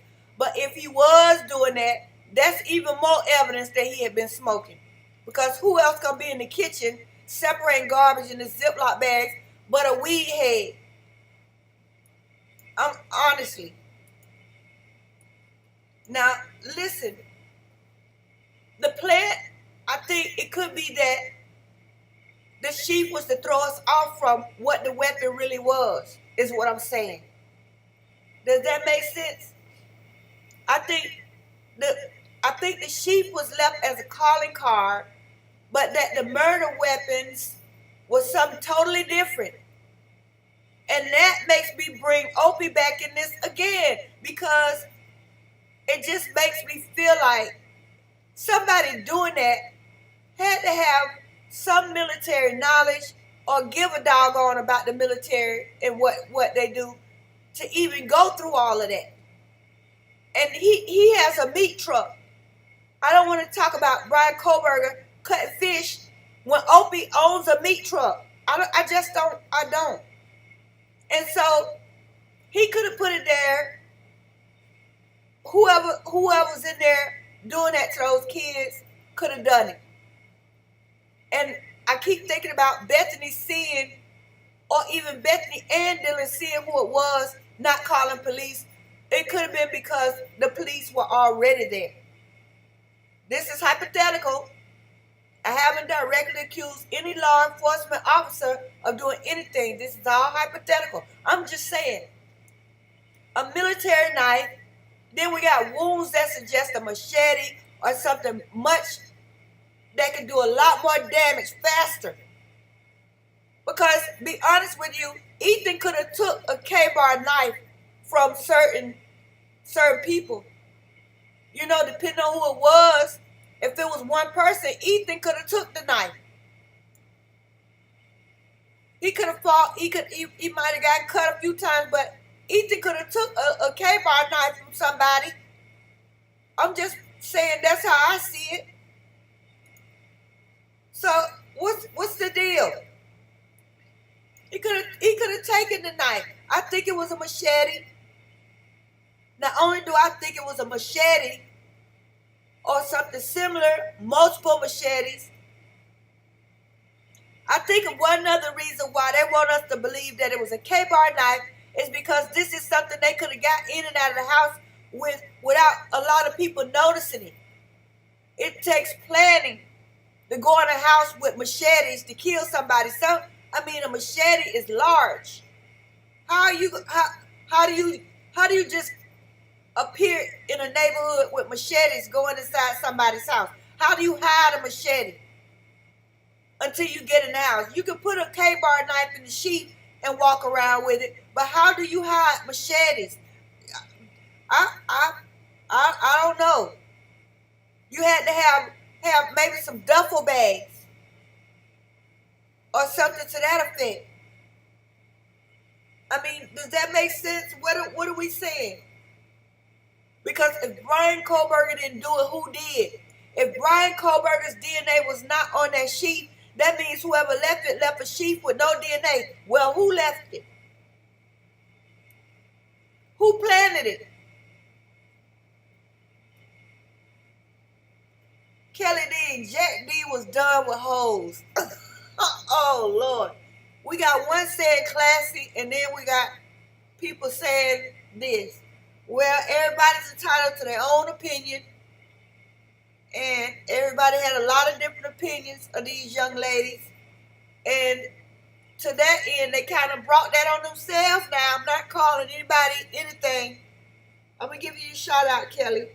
But I'm just saying that party house and stuff, and the way that it looked in that kitchen and stuff, people formed opinions when they saw of those girls when they saw that. That's my opinion.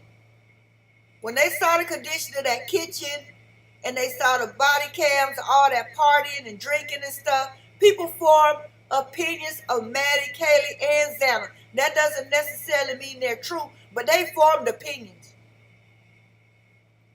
You know, and that's what happens. That's what happens. So I'm going to move on. I'm going to leave that alone. Cindy Abbott. Touch DNA is stupid. I gave a neighbor whose house I've never entered a book.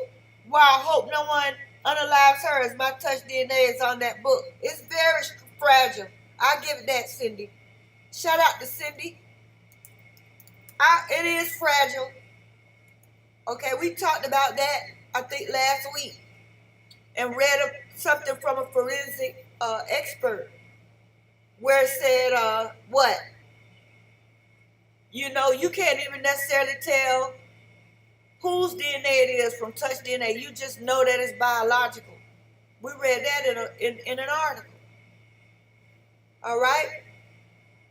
So listen, it's 11:58. We're going to push this live until 12:15. I'm going to stick on another 15 minutes because y'all have been great. I'm just elated. My mind is blown. You've been such a blessing. And I'm so thankful to you. And I really, really appreciate it. I really do. I enjoy y'all just as much as y'all enjoy these lives. I look forward to them just like you do. And so I'm really grateful for everybody that came out and everybody that's, making sacrifices or whatever to be able to donate or do the stickers and stuff, whatever, however, whatever. Even if it was 50 cents, thank you. All right, thank you. And thank you, AF, my guardian angel. I mean, you've been going all night. And you go the extra mile to make me feel good and encouraged to where I can keep going. When I come out of these lives, I'm ready to take on another week or two. Making videos with new ideas. Hey, I need all of that from y'all. And I get it. I get it from you. So thank you. Thank you for that. And so, where are we in the conversation? Robin Lathan, what are you saying? Why didn't the judge question the other unknown DNAs? That's what we haven't talked about. 3 unknown sources of DNA, one of them in a glove outside on the grass. Let me put that in the chat. Shout out to Robin for breaking that up. That's what we're missing too. Right along with this sheet being planted and the machete and the K-bar, the fact that they don't have a murder weapon, but they selling us this rhyme about a K-bar, even going so far as to look for who bought a K-bar, as if there's some proof that those kids were killed with a K-bar. There is not. There's not one drop of proof.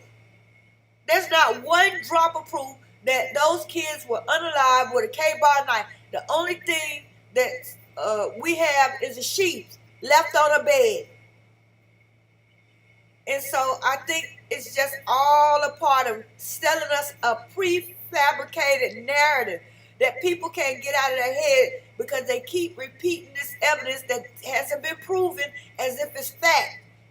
And that makes me feel sorry for them because, hey, if it's not proven, why are you pushing it as fact? We can't get to the truth doing that. That's why I don't want it in the discussion as fact if it's not. It's hypothetical. We can talk about it, but we're not going to talk about it as if it's written in stone if it's not.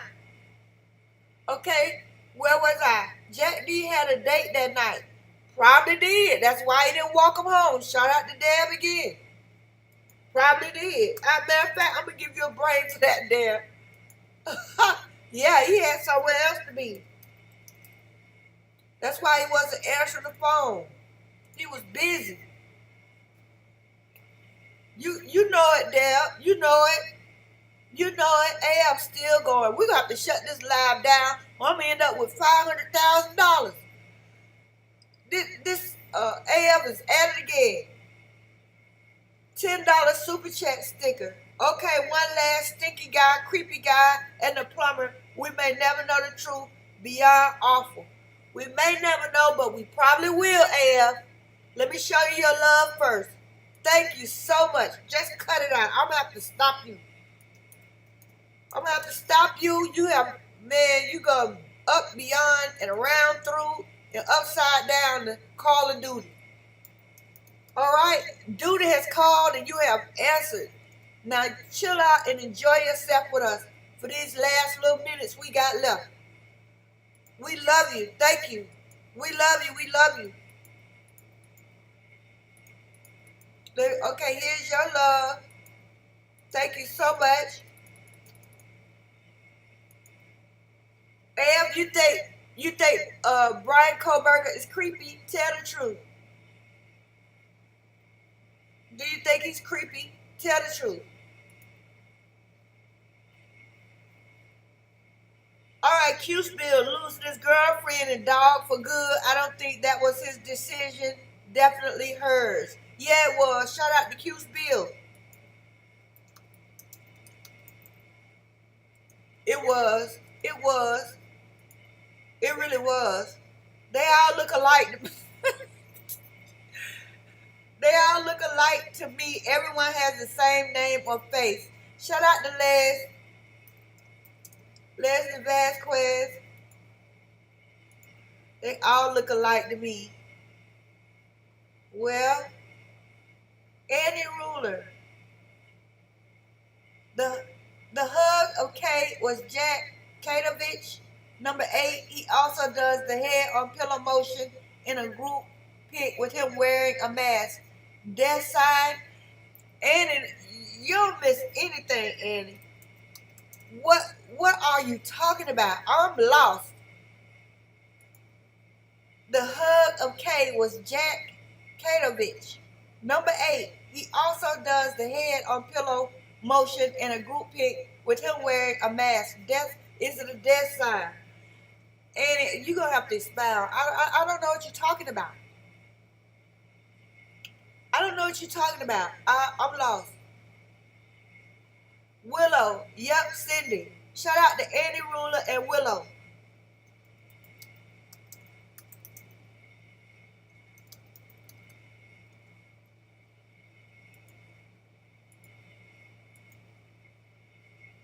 All right? Are we good on the 3 DNAs? Did we come up with any answers to the questions that I posed?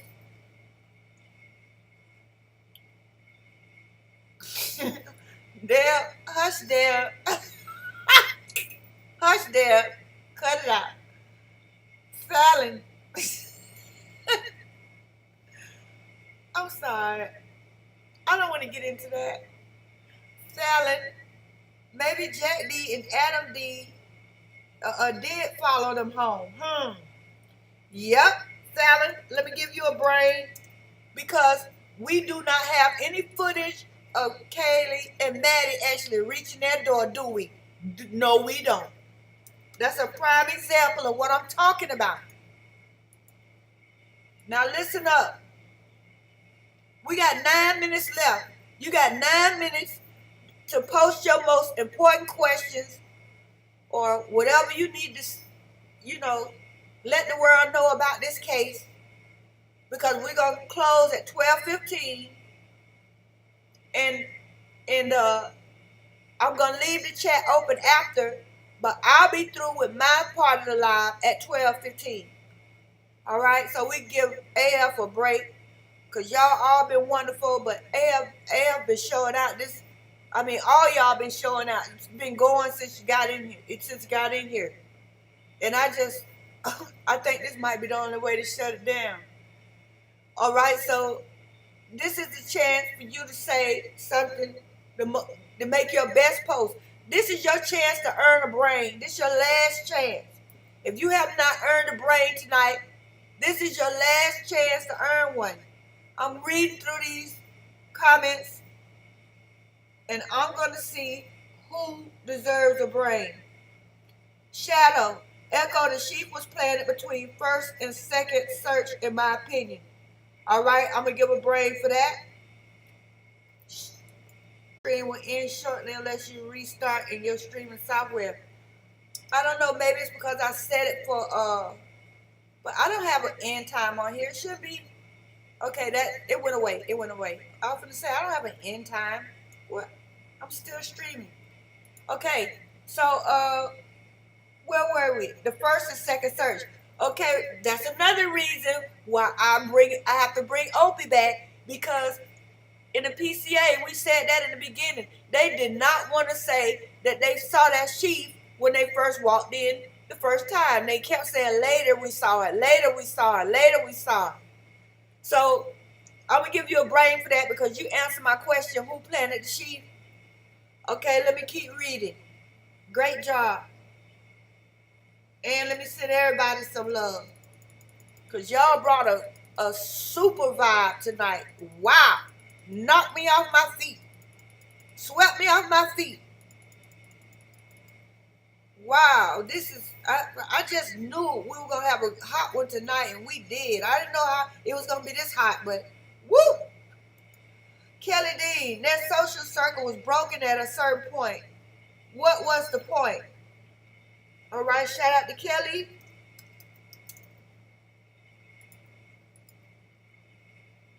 Hold on. Hold on a minute.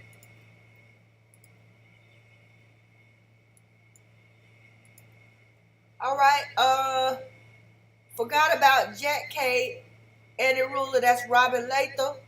Agape Love, Deb to the Road, where did you hear that? We need to get Deb a break. I'm still tripping.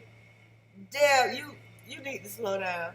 Leslie Vasquez, it's so awful the way young people talk online like it's funny. Hold on, let me see. I lost my place. Alien Dog, I didn't even never seen so many things line up. Shout out to Alien Dog. I didn't even know you were in here. Hold on, let me give him a shout out.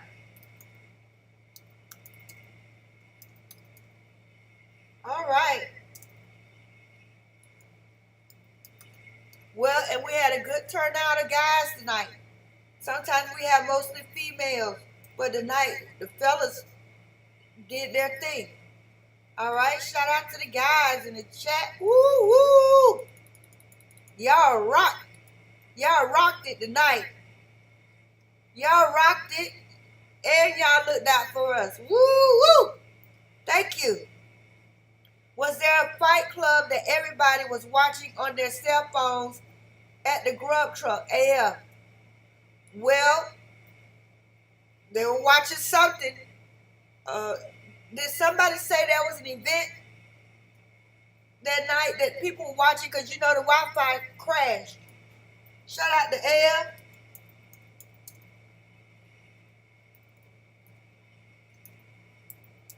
What, there was an event. I heard there was an event, and I'm not talking about the football game. I can't remember what they said it was. It could have been a fight. It could have been. And then somebody said that somebody was fighting, but it was something that jumped off. Cindy tell me, oh, this is fun. I'm having a great time. But I just want to be reasonable. And some people are probably getting tired. All right, but I'm good to go. But I don't want y'all to think y'all have to just keep pressing the, spinning. You don't have to. I mean, we got almost $300 in the pot. I mean, my mind is blown. This is by far the hottest live I've had. And I'm not, the money, the members, and all that is great. I'm talking about all overall. We got 66 likes. So I'm happy about the new members. People are gifting again. I'm just overwhelmed. I can't tell you how happy I am and motivated. And then I had my webinar this morning and learned some things. I mean, it's just been an awesome day, a blessed day all the way around. And then all my angel investors showed up, showed some love. Hey, we got it going on, y'all. We got it going on. And Willow and Star Source, they do it every time. Every month they keep the channel going. I just, I'm grateful to everybody. Okay, everybody. Now listen, I'm looking for to give out 1 or 2 more brains, and that's gonna be it. I'm looking for somebody.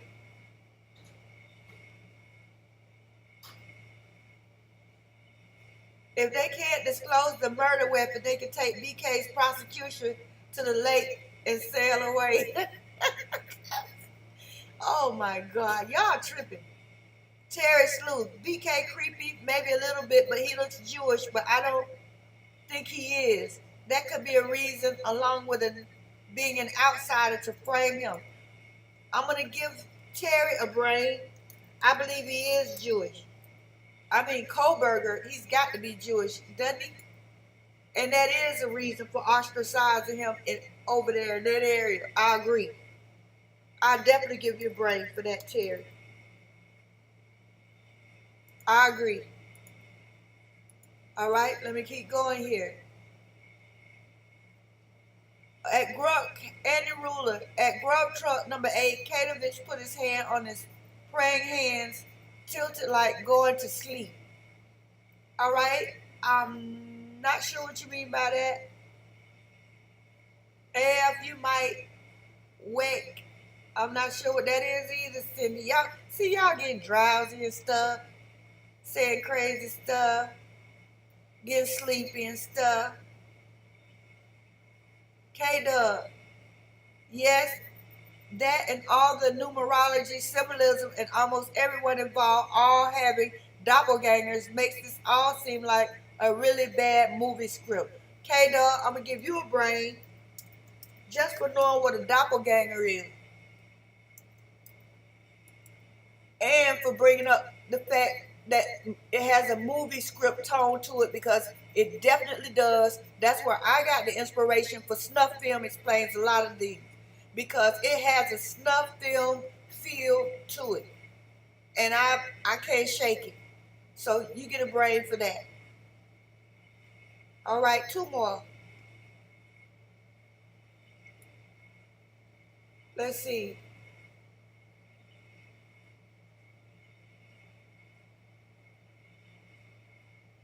Shadow, falling on their necks were slit, mouths taped, or someone held a hand over their mouths. I was wondering if they have. I was wondering if they have. Um, if they had tape over their mouths. I know who does know, the people that cleaned up. American Princess, AF, I agree. Agape Love, please smash that like button. It's a free way to help the channel. Amen. Shout out to Agape Love for that. That's right.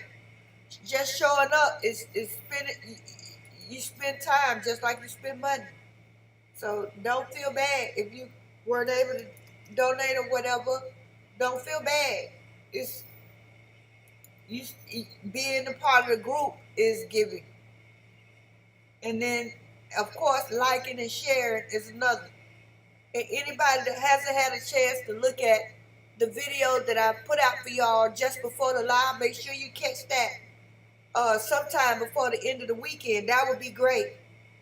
All right, Robin Latham, the sheep is a decoy. I agree. I'm gonna give you a brain for that, Robin, because that's what I was saying just now. I think that it has significance. Somebody wants us to think certain things. That's why it was left there. And it wasn't any DNA on it, I don't believe.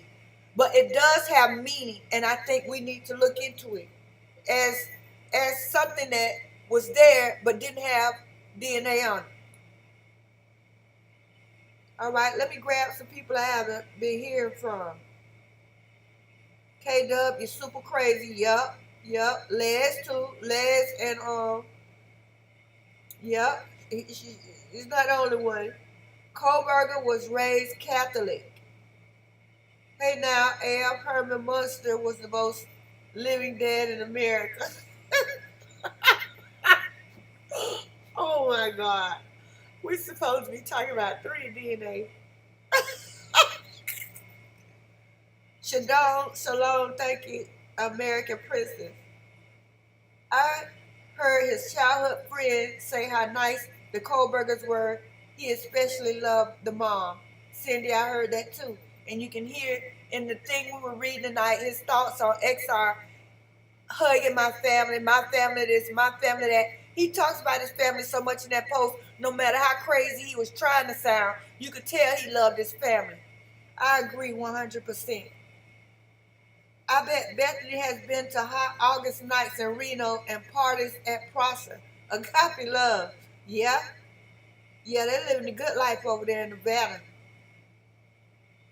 Where was I? All right, I'm looking for Robert Latham. I don't want anyone referring to people in a derogatory way according to their heritage, race, gender, origins, or anything else of that nature. Hold on, it slipped. Hold on, Robbie. Nature, or you will be put in time out. Does everyone understand? Yes, ma'am.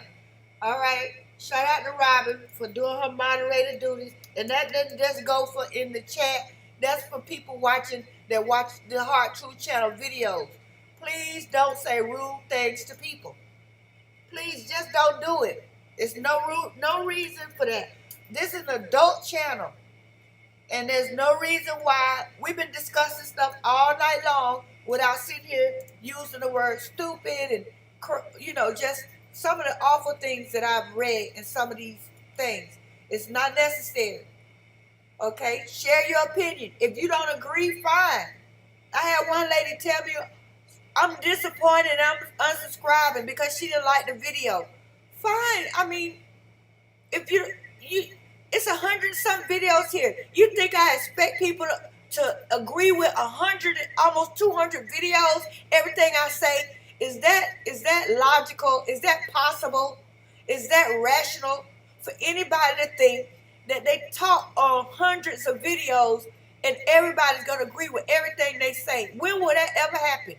And if it does, I'm gonna quit because it'd be so boring.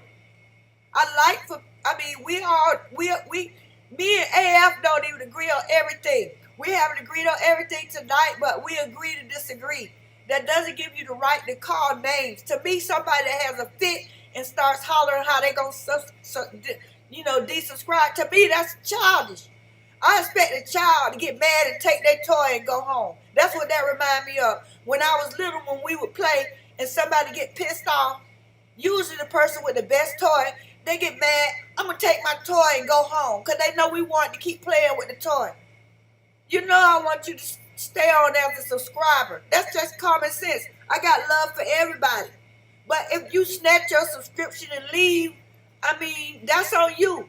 Because I can't get everybody to agree on everything, as much content as we put out.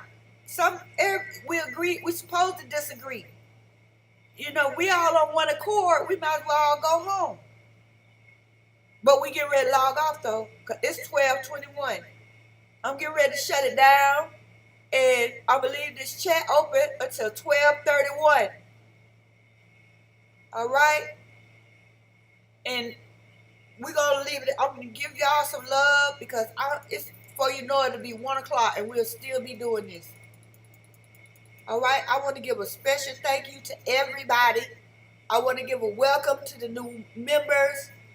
I want to thank everybody that liked the video, took the time to view it and like it. If you just stopped me and you haven't been here the whole time, but you caught just a little piece of it, thank you. Thank you, viewers. Thank you for subscribing. If you subscribed off of this live, thank you. All right. And I put a video out just before this for y'all. If you haven't checked that out, check it out. Saturday, you're going to have another survey with your video. So you have that to look forward to. I don't know if I'm going to post tomorrow because I have 2 appointments. But Saturday, you'll have a video and a survey. All right. We'll do it like that. But I want to say much love to everybody. Okay? Much love for everybody putting in work tonight. Thank you so much. Thank you for coming and spending time with me. And I'm going to say good night. I'll leave the chat open. You got 10 minutes.